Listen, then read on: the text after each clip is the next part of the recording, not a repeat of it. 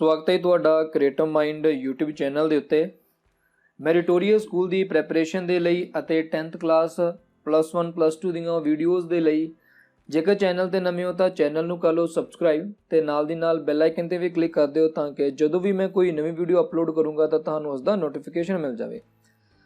ਇਸ ਤੋਂ ਬਿਨਾਂ ਜੇਕਰ ਤੁਸੀਂ ਮੈਰੀਟੋਰੀਅਸ ਸਕੂਲ ਦੀ ਐਗਜ਼ਾਮ ਦੀ ਪ੍ਰੈਪਰੇਸ਼ਨ ਕਰ ਰਹੇ ਹੋ ਤਾਂ ਤੁਸੀਂ ਟੈਲੀਗ੍ਰਾਮ ਗਰੁੱਪ ਆ ਸਾਡਾ ਬਣਿਆ ਹੋਇਆ, ਉਸ ਦੇ ਵਿੱਚ ਜੁਆਇਨ ਕਰਨਾ ਚਾਹੁੰਦੇ ਹੋ ਤਾਂ ਡਿਸਕ੍ਰਿਪਸ਼ਨ ਦੇ ਵਿੱਚ ਤੁਹਾਨੂੰ ਇੱਕ ਲਿੰਕ ਮਿਲ ਜਾਵੇਗਾ। ਤੁਸੀਂ ਉਸ ਲਿੰਕ ਤੇ ਜਾ ਕੇ ਟੈਲੀਗ੍ਰਾਮ ਦੇ ਗਰੁੱਪ ਨੂੰ ਵੀ ਜੁਆਇਨ ਕਰ ਸਕਦੇ ਹੋ, ਜਿੱਥੇ ਤੁਹਾਡੀਆਂ ਕਿਊਰੀਜ਼ ਦੇ ਆਨਸਰ ਦਿੱਤੇ ਜਾਣਗੇ, ਉਹਨਾਂ ਨੂੰ ਰਿਜ਼ੋਲਵ ਕੀਤਾ ਜਾਊਗਾ। ਨਾਲ ਦੀ ਨਾਲ ਉੱਥੇ ਵੀਕਐਂਡ ਦੇ ਉੱਪਰ ਜਾਂ 15 ਡੇਜ਼ ਤੱਕ ਟੈਸਟ ਵੀ ਆਪਾਂ ਰੱਖਿਆ ਹੋਇਆ ਵਾ, ਜਿਹੜੇ ਟੈਸਟ ਲੈਣੇ ਆ ਜਿਹਦੇ ਨਾਲ ਤੁਸੀਂ ਆਪਣੀ ਪਰਫਾਰਮੈਂਸ ਨੂੰ ਚੈੱਕ ਕਰ ਸਕਦੇ ਹੋ ਕਿ ਤੁਹਾਡੀ ਪਰਫਾਰਮੈਂਸ ਕਿੱਦਾਂ ਦੀ ਚੱਲ ਰਹੀ ਹੈ। ਅੱਜ ਦਾ ਜਿਹੜਾ ਆਪਣਾ ਟੌਪਿਕ ਹੈ ਸਟੂਡੈਂਟਸ ਦੀ ਡਿਮਾਂਡ ਦੇ ਉੱਪਰ ਆਪਾਂ ਲੈ ਕੇ ਆਏ ਹਾਂ ਕਰੀਅਰ ਗਾਈਡੈਂਸ।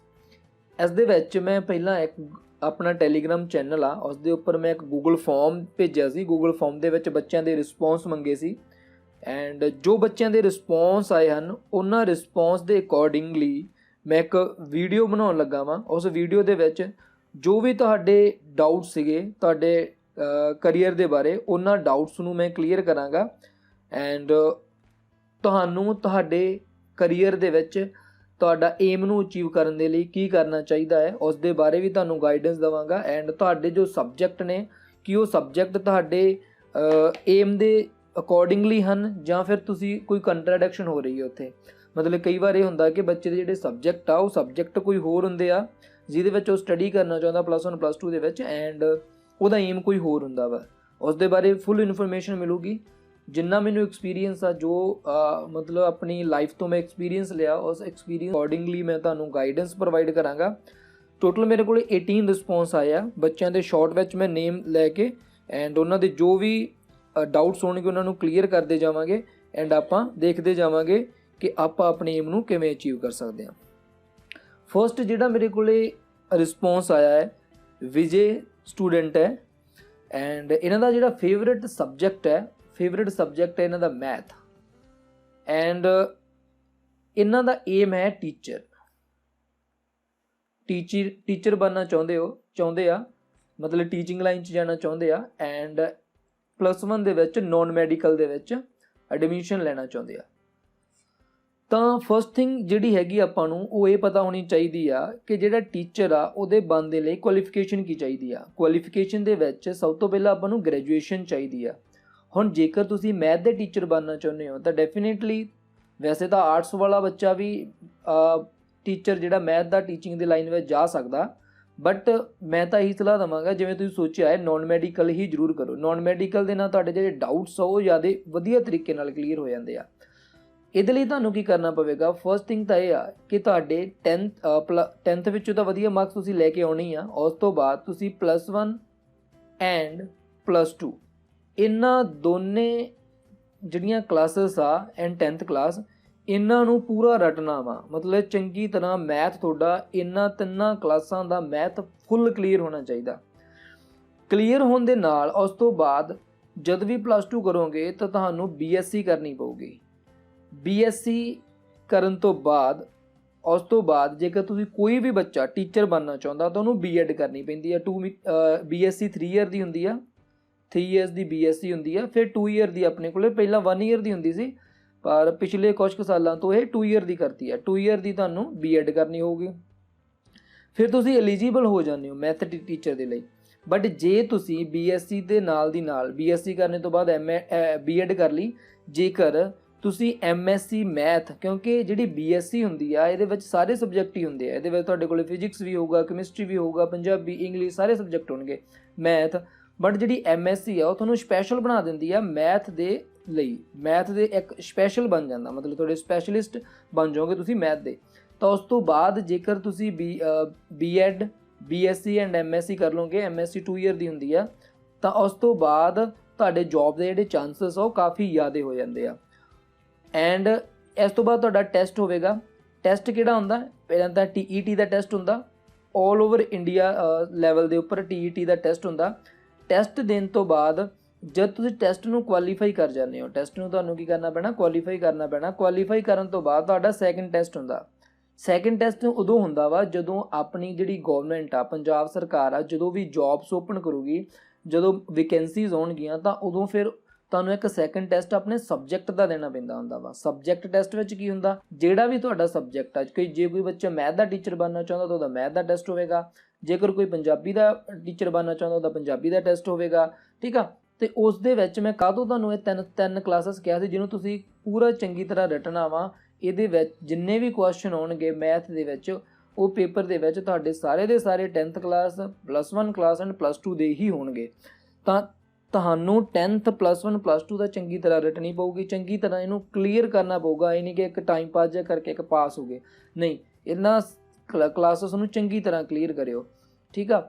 ਤਾਂ ਫਿਰ ਤੁਹਾਡੇ ਵਧੀਆ ਮਾਰਕਸ ਆਉਣਗੇ, ਤਾਂ ਕੱਟ ਆਫ ਵਧੀਆ ਜਾਊਗੀ, ਤਾਂ ਤੁਸੀਂ ਕਲੀਅਰ ਕਰ ਲਓਗੇ। ਤਾਂ ਹੁਣ ਹੈ ਕਿ ਤੁਹਾਡੇ ਲਈ ਮੇਨ ਚੀਜ਼ ਯਾਦ ਕਰਨੀ, ਸਭ ਤੋਂ ਪਹਿਲਾਂ ਤਾਂ 10th ਕਲਾਸ ਜਿਹੜੀ ਆ ਉਹਦੇ ਵਿੱਚੋਂ ਚੰਗੀ ਤਰ੍ਹਾਂ ਸਬਜੈਕਟ ਕਲੀਅਰ ਕਰਨੇ, ਕਿਉਂਕਿ ਤੁਹਾਡੇ ਲਈ ਮੈਥ ਐਂਡ ਦੇਖੋ ਇਹਦੇ ਵਿੱਚ ਤੁਸੀਂ ਚੀਜ਼ਾਂ ਛੱਡ ਨਹੀਂ ਸਕਦੇ। ਤੁਸੀਂ ਪੰਜਾਬੀ ਨਹੀਂ ਛੱਡ ਸਕਦੇ, ਤੁਸੀਂ ਇੰਗਲਿਸ਼ ਵੀ ਨਹੀਂ ਛੱਡ ਸਕਦੇ, ਐਂਡ ਮੈਥ ਐਂਡ SST ਇਹ ਚੀਜ਼ਾਂ ਤੁਹਾਨੂੰ ਕਰਨੀਆਂ ਪੈਣੀਆਂ ਨਾਲ ਦੀ ਨਾਲ। ਇਹਨਾਂ ਬਾਰੇ ਵੀ ਥੋੜ੍ਹੀ ਨੌਲੇਜ ਜ਼ਰੂਰ ਰੱਖਿਓ, ਕਿਉਂਕਿ ਜਿਹੜਾ ਤੁਹਾਡਾ TET ਦਾ ਪੇਪਰ ਹੁੰਦਾ ਵਾ, TET ਦੇ ਪੇਪਰ ਦੇ ਵਿੱਚ ਇਹਨਾਂ ਵਿੱਚੋਂ ਵੀ ਕੁਐਸਚਨ ਪੁੱਛੇ ਜਾਂਦੇ ਆ, ਤੇ ਉਹਨਾਂ ਚੀਜ਼ਾਂ ਨੂੰ ਵੀ ਆਪਦੇ ਦਿਮਾਗ 'ਚ ਬਣਾ ਕੇ ਰੱਖਿਓ। ਪਰ ਮੇਨ ਫੋਕਸ ਕੀ ਆ ਤੁਹਾਡਾ? ਮੇਨ ਫੋਕਸ ਤੁਹਾਡਾ ਹੋਣਾ ਚਾਹੀਦਾ ਵਾ ਕਿ ਪਹਿਲਾਂ +1 +2 ਨੂੰ ਚੰਗੀ ਤਰ੍ਹਾਂ ਕਲੀਅਰ ਕਰਕੇ ਉਸ ਤੋਂ ਬਾਅਦ BSc, ਉਸ ਤੋਂ ਬਾਅਦ B.Ed ਐਂਡ MSc, ਨਾਲ ਦੀ ਨਾਲ ਜੋਬ ਵਾਸਤੇ ਅਪਲਾਈ ਕਰੀ ਚੱਲੋ, ਨਾਲ ਦੀ ਨਾਲ ਉਸ ਸਮੇਂ MSc ਕਰੀ ਚੱਲੋ, ਅਤੇ ਤੁਹਾਡਾ ਵਧੀਆ ਤਰ੍ਹਾਂ ਤਿਆਰੀ ਕਰੋਗੇ, ਵਧੀਆ ਤੁਹਾਡੀ ਪ੍ਰੈਪਰੇਸ਼ਨ ਹੋਊਗੀ ਤਾਂ ਤੁਹਾਡਾ ਕਲੀਅਰ ਹੋ ਜਾਵੇਗਾ ਪੇਪਰ। ਤਾਂ ਟੀਚਰ ਦੇ ਲਈ ਤੁਹਾਨੂੰ ਜਿੰਨੀ ਕੁ ਇਨਫੋਰਮੇਸ਼ਨ ਚਾਹੀਦੀ ਸੀ ਉਹ ਇਨਫ ਆ, ਜਿੰਨੀ ਮੈਂ ਤੁਹਾਨੂੰ ਦੱਸੀ ਆ। ਮੇਨ ਫੋਕਸ ਰੱਖੋ +1 +2, ਉਸ ਤੋਂ ਬਾਅਦ BSc B.Ed ਐਂਡ MSc, ਨਾਲ ਦੀ ਨਾਲ ਤਿਆਰੀ ਕਰੀ ਚਲੋ, ਨਾਲ ਦੀ ਨਾਲ ਐਗਜ਼ਾਮ ਭਰੀ ਚਲੋ। ਦੇਖੋ ਇੱਥੇ ਇੱਕ ਹੋਰ ਚੀਜ਼ ਆ, ਜੇ ਤੁਸੀਂ BSc ਕਰ ਲਈ, ਉਸ ਤੋਂ ਬਾਅਦ ਇਹ ਜ਼ਰੂਰੀ ਨਹੀਂ ਕਿ ਜੇ ਟੀਚਰ ਦੀ ਵੈਕੈਂਸੀ ਨਹੀਂ ਆਈ ਤਾਂ ਇਕੱਲੇ ਟੀਚਰ ਹੀ ਕਰ ਸਕਦੇ, ਤੁਸੀਂ ਤੇ ਬਹੁਤ ਕੁਝ ਕਰ ਸਕਦੇ ਹੋ, ਬਹੁਤ ਵੈਕੈਂਸੀਜ਼ ਆਉਣਗੀਆਂ। ਜੇਕਰ ਮੰਨ ਲਓ BSc ਕਰਨ ਤੋਂ ਬਾਅਦ ਟੀਚਰ ਦੀ ਵੈਕੈਂਸੀ ਪੰਜਾਬ ਸਰਕਾਰ ਨਹੀਂ ਕਰਦੀ, ਤਾਂ ਥੋੜ੍ਹੇ ਟਾਈਮ ਵਾਸਤੇ ਤੁਹਾਨੂੰ ਲੱਗਦਾ ਹੈ ਕਿ ਜਦ ਤੱਕ ਮੈਂ ਪ੍ਰੈਪਰੇਸ਼ਨ ਕਰਦਾ ਕੋਈ ਹੋਰ ਜੋਬ ਕਰ ਲਾਂ, ਤਾਂ BSc ਕਰਨ ਤੋਂ ਬਾਅਦ ਪ੍ਰਾਈਵੇਟ ਜੋਬ ਤਾਂ ਤੁਸੀਂ ਕਰ ਹੀ ਸਕਦੇ ਹੋ B.Ed ਤੋਂ ਬਾਅਦ, ਠੀਕ ਆ, B.Ed ਨਾਲ ਕਰਨੀ ਪਵੇਗੀ। ਜਾਂ ਫਿਰ ਤੁਸੀਂ ਬੈਂਕ ਦੀ ਜੋਬ ਕਰ ਸਕਦੇ ਹੋ, ਬੈਂਕ ਦੇ ਵਿੱਚ ਵੀ ਤੁਸੀਂ ਜਾ ਸਕਦੇ ਹੋ। ਤੁਸੀਂ SSC CGL ਵੀ ਕਰ ਸਕਦੇ ਹੋ, CGL ਵੀ ਹੁੰਦਾ, ਉਹਦੇ ਵਿੱਚ ਵੀ ਤੁਸੀਂ ਜਾ ਸਕਦੇ ਹੋ।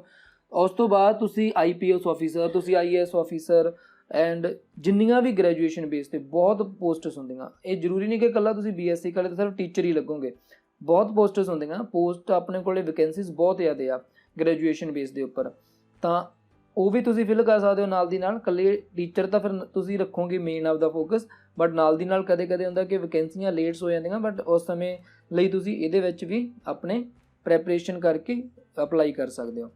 ਤਾਂ ਇਹ ਫਸਟ ਰਿਸਪੌਂਸ ਸੀ। ਉਸ ਤੋਂ ਬਾਅਦ ਸੈਕਿੰਡ ਦੀ ਮੈਂ ਵੀਡੀਓ, ਸੈਕਿੰਡ ਰਿਸਪੌਂਸ 'ਤੇ ਵੀਡੀਓ 'ਤੇ ਜੋ ਆਇਆ ਹੈ ਉਹ ਹੈ ਪ੍ਰਭਜੋਤ, ਐਂਡ ਇਹਨਾਂ ਦੇ ਫੇਵਰੇਟ ਸਬਜੈਕਟ ਨੇ ਜੋ ਉਹ ਹੈ ਮੈਥ ਐਂਡ ਸਾਇੰਸ।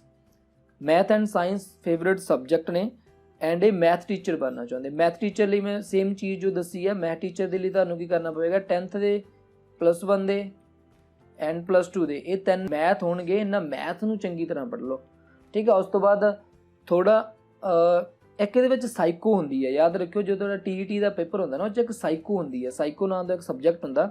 ਉਹਦੇ ਵਿੱਚ ਸਰ ਤੁਹਾਡੀ ਮੈਂਟੈਲਿਟੀ ਚੈੱਕ ਕੀਤੀ ਜਾਂਦੀ ਹੈ ਕਿ ਬੱਚਾ ਕਿੱਥੇ ਕੁ ਸਟੈਂਡ ਕਰਦਾ। ਉਹਦੇ ਵਿੱਚ ਤੁਹਾਨੂੰ ਘੁਮਾ ਫਿਰਾ ਕੇ ਕੁਐਸਚਨ ਪੁੱਛੇ ਜਾਣਗੇ। ਇਹ ਪੁੱਛਿਆ ਜਾਊਗਾ ਕਿ ਬੰਦੇ ਵਿੱਚ ਹਿਊਮੈਨਿਟੀ ਹੈਗੀ ਆ, ਬੰਦਾ ਨੈਤਿਕਤਾ ਕਿੰਨੀ ਕੁ ਤੁਹਾਡੇ ਵਿੱਚ, ਮਤਲਬ ਤੁਹਾਡੇ ਵਿਚਾਰ ਕਿੰਨੇ ਕੁ ਸੋਹਣੇ ਆ, ਤੁਸੀਂ ਕਿੰਨਾ ਕੁ ਲੋਕਾਂ ਬਾਰੇ ਸੋਚਦੇ ਹੋ, ਬੱਚਿਆਂ ਬਾਰੇ, ਨੈਤਿਕਤਾ ਬਾਰੇ ਪੁੱਛਿਆ ਜਾਂਦਾ ਵਾ।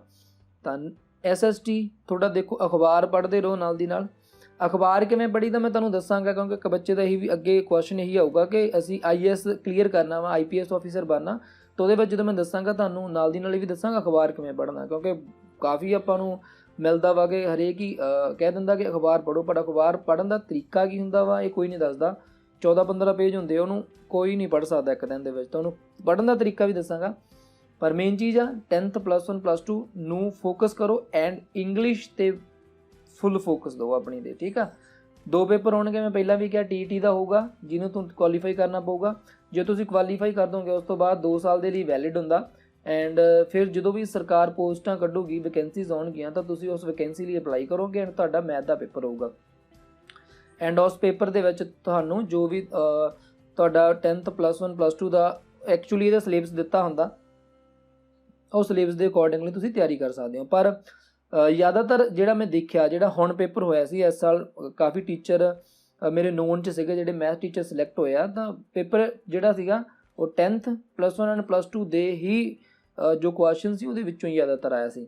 ਤਾਂ ਜਿਨ੍ਹਾਂ ਨੂੰ ਆਉਂਦੇ ਸੀ ਤਾਂ ਡੈਫੀਨੇਟਲੀ ਉਹਨਾਂ ਨੇ ਕਲੀਅਰ ਕਰ ਲਿਆ ਸੀ। ਇੱਥੇ ਇੱਕ ਚੀਜ਼ ਹੋਰ ਯਾਦ ਰੱਖਿਓ ਮੈਥ ਟੀਚਰ ਦੇ ਲਈ, ਦੇਖੋ ਕੈਟਾਗਰੀਜ਼ ਬਣੀਆਂ ਹੁੰਦੀਆਂ, ਆਪਾਂ ਨੂੰ ਪਤਾ ਇੱਕ ਜਨਰਲ ਕੈਟਾਗਰੀ ਹੁੰਦੀ ਆ, ਉਸ ਤੋਂ ਬਾਅਦ ਆਪਣੇ ਕੋਲੇ SC ST ਕੈਟਾਗਰੀਜ਼ ਹੁੰਦੀਆਂ ਵਾ। ਜੇਕਰ ਕੋਈ ਗਰਲ ਆ ਜਾਂ ਫਿਰ ਕੋਈ SC ST ਕੈਟਾਗਰੀ ਨੂੰ ਬਿਲੋਂਗ ਕਰਦਾ ਵਾ, ਉਹਨਾਂ ਦੇ ਤਾਂ 100% ਚਾਂਸ ਆ ਕਿ ਤੁਸੀਂ ਮੈਥ ਟੀਚਰ ਬਹੁਤ ਜ਼ਿਆਦਾ ਚਾਂਸ ਆ, ਠੀਕ ਆ। ਬਟ ਮਿਹਨਤ ਫੁੱਲ ਰੱਖੋ ਆਪਣੀ, ਇਹ ਨਹੀਂ ਕਿ 100% ਚਾਂਸ ਆ ਤੇ ਅਸੀਂ ਮਿਹਨਤ ਹੀ ਨਹੀਂ ਕਰਨੀ, ਕਿਉਂਕਿ ਸਾਡਾ ਤਾਂ ਫੁੱਲ ਚਾਂਸ ਹੀ ਆ। ਜੇ ਤੁਸੀਂ ਟੀਚਰ ਬਣਨਾ ਚਾਹੁੰਦੇ ਹੋ ਮੈਥ ਦੇ ਐਂਡ ਸਾਇੰਸ ਦੇ, ਤਾਂ ਤੁਹਾਡੇ ਮੈਥ ਦੇ ਤਾਂ ਫੁੱਲ ਚਾਂਸ ਆ, ਮੈਥ ਦੇ ਤਾਂ ਇੰਨੇ ਜ਼ਿਆਦਾ ਚਾਂਸ ਆ ਕਿ ਤੁਸੀਂ ਮੰਨਣਾ ਨਹੀਂ ਕਿ ਇਸ ਵਾਰ ਜਿੰਨੀਆਂ ਪੋਸਟ ਸੀਗੀਆਂ ਉਹ ਸਾਰੀਆਂ ਪੋਸਟ ਵੀ ਫਿਲ ਨਹੀਂ ਹੋਈਆਂ, ਮਤਲਬ ਬੱਚੇ ਹੀ ਨਹੀਂ ਹੈ ਨਹੀਂ ਸੀਗੇ, ਪੋਸਟਾਂ ਹੀ ਖਾਲੀ ਰਹਿ ਗਈਆਂ। ਜਨਰਲ ਕੈਟਾਗਰੀ ਵਿੱਚ ਤੁਹਾਨੂੰ ਮਿਹਨਤ ਥੋੜ੍ਹੀ ਜ਼ਿਆਦਾ ਕਰਨੀ ਪੈਂਦੀ ਹੈ, ਉਹਦਾ ਰੀਜ਼ਨ ਇਹ ਹੈ ਕਿ ਕੰਪੀਟੀਸ਼ਨ ਬਹੁਤ ਜ਼ਿਆਦਾ ਹੈ ਅਤੇ ਬੱਚੇ ਬਹੁਤ ਜ਼ਿਆਦਾ ਫਿਲ ਕਰਦੇ ਆ form. SC ST category and girls ਦੇ ਵਿੱਚ ਥੋੜ੍ਹਾ ਚਾਂਸਸ ਜ਼ਿਆਦਾ ਹੁੰਦੇ ਆ ਕਿ ਤੁਹਾਡਾ ਜੋ ਐਗਜ਼ਾਮ ਉਹ ਕਲੀਅਰ ਹੋ ਜਾਊਗਾ। ਬਟ ਇਹ ਨਹੀਂ ਕਿ ਫਿਰ ਅਸੀਂ ਤਿਆਰੀ ਨਾ ਕਰੀਏ ਜਨਰਲ ਕੈਟਾਗਰੀ ਵਿੱਚ, ਬਸ ਇੰਨਾ ਹੈ ਕਿ ਤੁਸੀਂ ਜਿਹੜੇ ਬੈਸਟ ਆ ਉਹਨਾਂ ਤੋਂ ਵੀ ਬੈਸਟ ਬਣਨਾ ਵਾ, ਮਤਲਬ ਤੁਸੀਂ ਇੰਨੀ ਵਧੀਆ ਤਿਆਰੀ ਕਰਨੀ ਹੈ ਕਿ ਉਹਨਾਂ ਨਾਲੋਂ ਵੀ ਤੁਸੀਂ ਬੈਸਟ ਬਣੋ ਐਂਡ ਆਪਣੀ ਪ੍ਰੈਪਰੇਸ਼ਨ ਨੂੰ ਬਹੁਤ ਚੰਗੀ ਤਰ੍ਹਾਂ ਲੈ ਕੇ ਆਓ, ਠੀਕ ਆ। ਉਸ ਤੋਂ ਬਾਅਦ ਜੋ ਨੈਕਸਟ ਰਿਸਪੌਂਸ ਆ ਉਸ 'ਤੇ ਆਪਾਂ ਦੇਖਦੇ ਹਾਂ।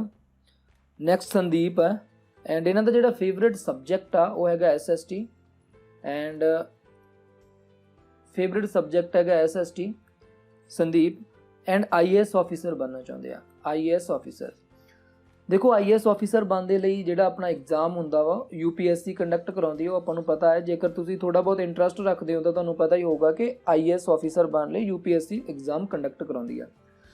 ਤਾਂ ਇਹਨਾਂ ਨੇ ਪਰਸਨਲੀ ਵੀ ਮੈਨੂੰ ਮੈਸੇਜ ਕਰਕੇ ਪੁੱਛਿਆ ਸੀ ਕਿ ਕੀ ਮੈਂ NCERT ਕਲਾਸਿਸ ਦੀਆਂ ਜਿਹੜੀਆਂ ਬੁੱਕਸ ਉਹਨਾਂ ਨੂੰ ਪੜ੍ਹਨਾ ਸ਼ੁਰੂ ਕਰਦਾ। ਜੋ ਮੇਰਾ ਐਕਸਪੀਰੀਅੰਸ ਆ ਹਜੇ ਤੱਕ ਦਾ, ਤਾਂ ਉਸ ਦੇ ਅਕੋਰਡਿੰਗਲੀ ਮੈਂ ਤਾਂ ਇਹ ਕਹਾਂਗਾ ਕਿ ਹਜੇ ਤਾਂ ਨਾ ਕਰੋ। ਰੀਜ਼ਨ ਕੀ ਆ ਕਿ ਤੁਸੀਂ ਅਜੇ 10th ਕਲਾਸ ਦੇ ਵਿੱਚ ਹੋ, 10th ਕਲਾਸ ਦੇ ਵਿੱਚ ਤੁਸੀਂ 10th ਕਲਾਸ ਦੀ SST ਨੂੰ ਘੋਟ ਕੇ ਪੀ ਜਾਓ।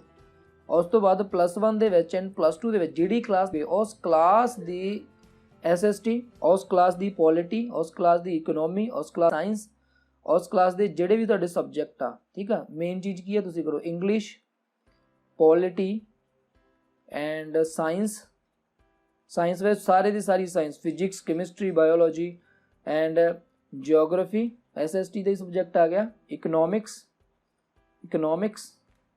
ਐਂਡ ਇਹ ਚੀਜ਼ਾਂ ਨੂੰ ਤੁਸੀਂ ਕੀ ਕਰਨਾ, ਇਹ ਚੀਜ਼ਾਂ ਨੂੰ ਚੰਗੀ ਤਰ੍ਹਾਂ ਕਲੀਅਰ ਕਰਨਾ। ਇੰਗਲਿਸ਼ ਵਿੱਚ ਗ੍ਰਾਮਰ, ਇਹ ਨਹੀਂ ਕਿ ਕੁਐਸਚਨ ਆਨਸਰ, ਗ੍ਰਾਮਰ, ਜੋ ਤੁਹਾਡੀ ਗ੍ਰਾਮਰ ਹੈ ਐਂਡ ਜੋ ਤੁਹਾਡੇ ਸਾਇੰਸ ਦੇ ਤਿੰਨੇ ਆ, physics, chemistry and biology, geography, economics, ਉਸ ਤੋਂ ਬਾਅਦ ਆਪਣੇ ਕੋਲ ਹਿਸਟਰੀ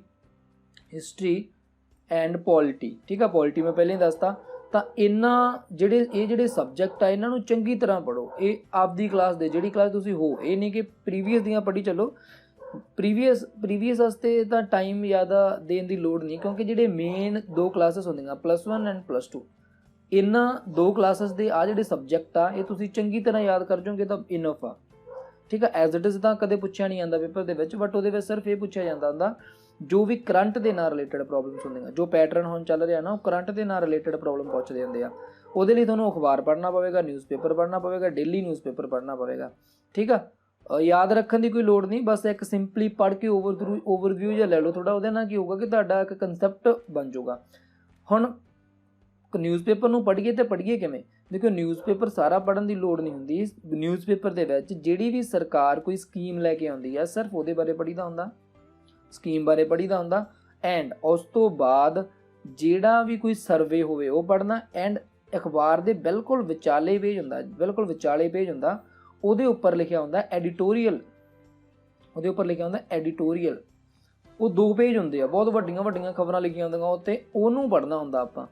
ਇਹ ਨਹੀਂ ਕਿ ਉਹਤੇ ਖਬਰਾਂ ਪੜ੍ਹੀ ਚੱਲੋ, ਦੂਜੀਆਂ ਆਪਣੀਆਂ ਨੋਰਮਲ ਖਬਰਾਂ ਆ ਗਈਆਂ ਵੀ ਇੱਥੇ ਕੋਈ ਐਕਸੀਡੈਂਟ ਹੋਇਆ ਜਾਂ ਇੱਥੇ ਆਹ ਚੀਜ਼ ਹੋ ਗਈ, ਉਹ ਪੜ੍ਹਨ ਦੀ ਕੋਈ ਲੋੜ ਨਹੀਂ ਹੁੰਦੀ। ਐਡੀਟੋਰੀਅਲ ਦੇ 2 ਪੇਜ ਹੁੰਦੇ ਆ, ਉਹਨੂੰ ਪੜ੍ਹੋ, ਇੰਟਰਸਟ ਬਣਾਓ ਉਹਦੇ ਵਿੱਚ। ਐਂਡ ਗੌਰਮੈਂਟ ਦੀਆਂ ਜਿਹੜੀਆਂ ਸਕੀਮਸ ਆ ਰਹੀਆਂ ਵਾ ਉਹਨੂੰ ਵੀ ਯਾਦ ਰੱਖੋ ਦਿਮਾਗ ਵਿੱਚ, ਬਸ ਆਹ ਨਿਊਜ਼ਪੇਪਰ ਪੜ੍ਹਨਾ ਹੁੰਦਾ। ਐਂਡ ਉਹਦੇ ਲਈ ਤੁਹਾਨੂੰ ਕੀ ਕਰਨਾ ਪਵੇਗਾ, 10th ਕਲਾਸ ਦੇ ਵਿੱਚ ਐਂਡ ਜੋ ਵੀ +1 ਆਊਗੀ +2 ਆਊਗੀ ਉਹਦੇ ਸਬਜੈਕਟ ਨੂੰ ਚੰਗੀ ਤਰ੍ਹਾਂ ਪੜ੍ਹਨਾ ਹੋਊਗਾ। ਜਿੰਨੇ ਵੀ ਸਬਜੈਕਟ ਆ ਸਾਰਿਆਂ ਨੂੰ ਚੰਗੀ ਤਰ੍ਹਾਂ ਪੜ੍ਹਨਾ ਹੋਊਗਾ, ਠੀਕ ਆ। ਕਿਉਂਕਿ ਬਾਇਓਲੋਜੀ ਵੀ ਆਊਗੀ ਪੇਪਰ ਦੇ ਵਿੱਚ, ਕੈਮਿਸਟਰੀ ਵੀ ਆਊਗੀ ਪੇਪਰ ਦੇ ਵਿੱਚ, ਫਿਜ਼ਿਕਸ ਵੀ ਆਊਗਾ ਪੇਪਰ ਦੇ ਵਿੱਚ, ਪੋਲਿਟੀ ਵੀ ਆਊਗੀ ਪੇਪਰ ਦੇ ਵਿੱਚ, ਐਂਡ ਇੰਗਲਿਸ਼ ਦੀ ਗ੍ਰਾਮਰ ਵਗੈਰਾ ਚੰਗੀ ਤਰ੍ਹਾਂ, ਤੁਹਾਡੀ ਪ੍ਰੋਨੰਸੀਏਸ਼ਨ ਵਧੀਆ ਹੋਣੀ ਚਾਹੀਦੀ ਆ, ਐਂਡ ਜੋਗ੍ਰਾਫੀ ਵੀ ਆਊਗੀ, ਇਕਨੋਮਿਕਸ ਵੀ ਆਊਗੀ, ਸਾਰੇ ਸਬਜੈਕਟ ਆਉਣਗੇ। ਐਂਡ ਜੋ ਤੁਹਾਡਾ ਜੋ ਤੁਸੀਂ ਕਿਹਾ ਕਿ ਐਡਮਿਸ਼ਨ +1 ਦੇ ਵਿੱਚ ਤੁਸੀਂ ਆਰਟਸ ਦੇ ਵਿੱਚ ਲੈਣੀ ਆ, ਹਿਊਮੈਨਿਟੀ ਦੇ ਵਿੱਚ, ਤਾਂ ਉਹ ਤੁਹਾਨੂੰ ਮੈਰੀਟੋਰੀਅਸ ਦੇ ਵਿੱਚ ਤਾਂ ਨਹੀਂ ਮਿਲ ਸਕਦੀ, ਕਿਉਂਕਿ ਮੈਰੀਟੋਰੀਅਸ ਦੇ ਵਿੱਚ ਪਹਿਲਾਂ ਹੁੰਦੀ ਸੀ ਆਰਟਸ, ਤਾਂ ਉਹਨਾਂ ਨੇ ਉਹ ਖਤਮ ਕਰਤੀ ਆ ਹੁਣ।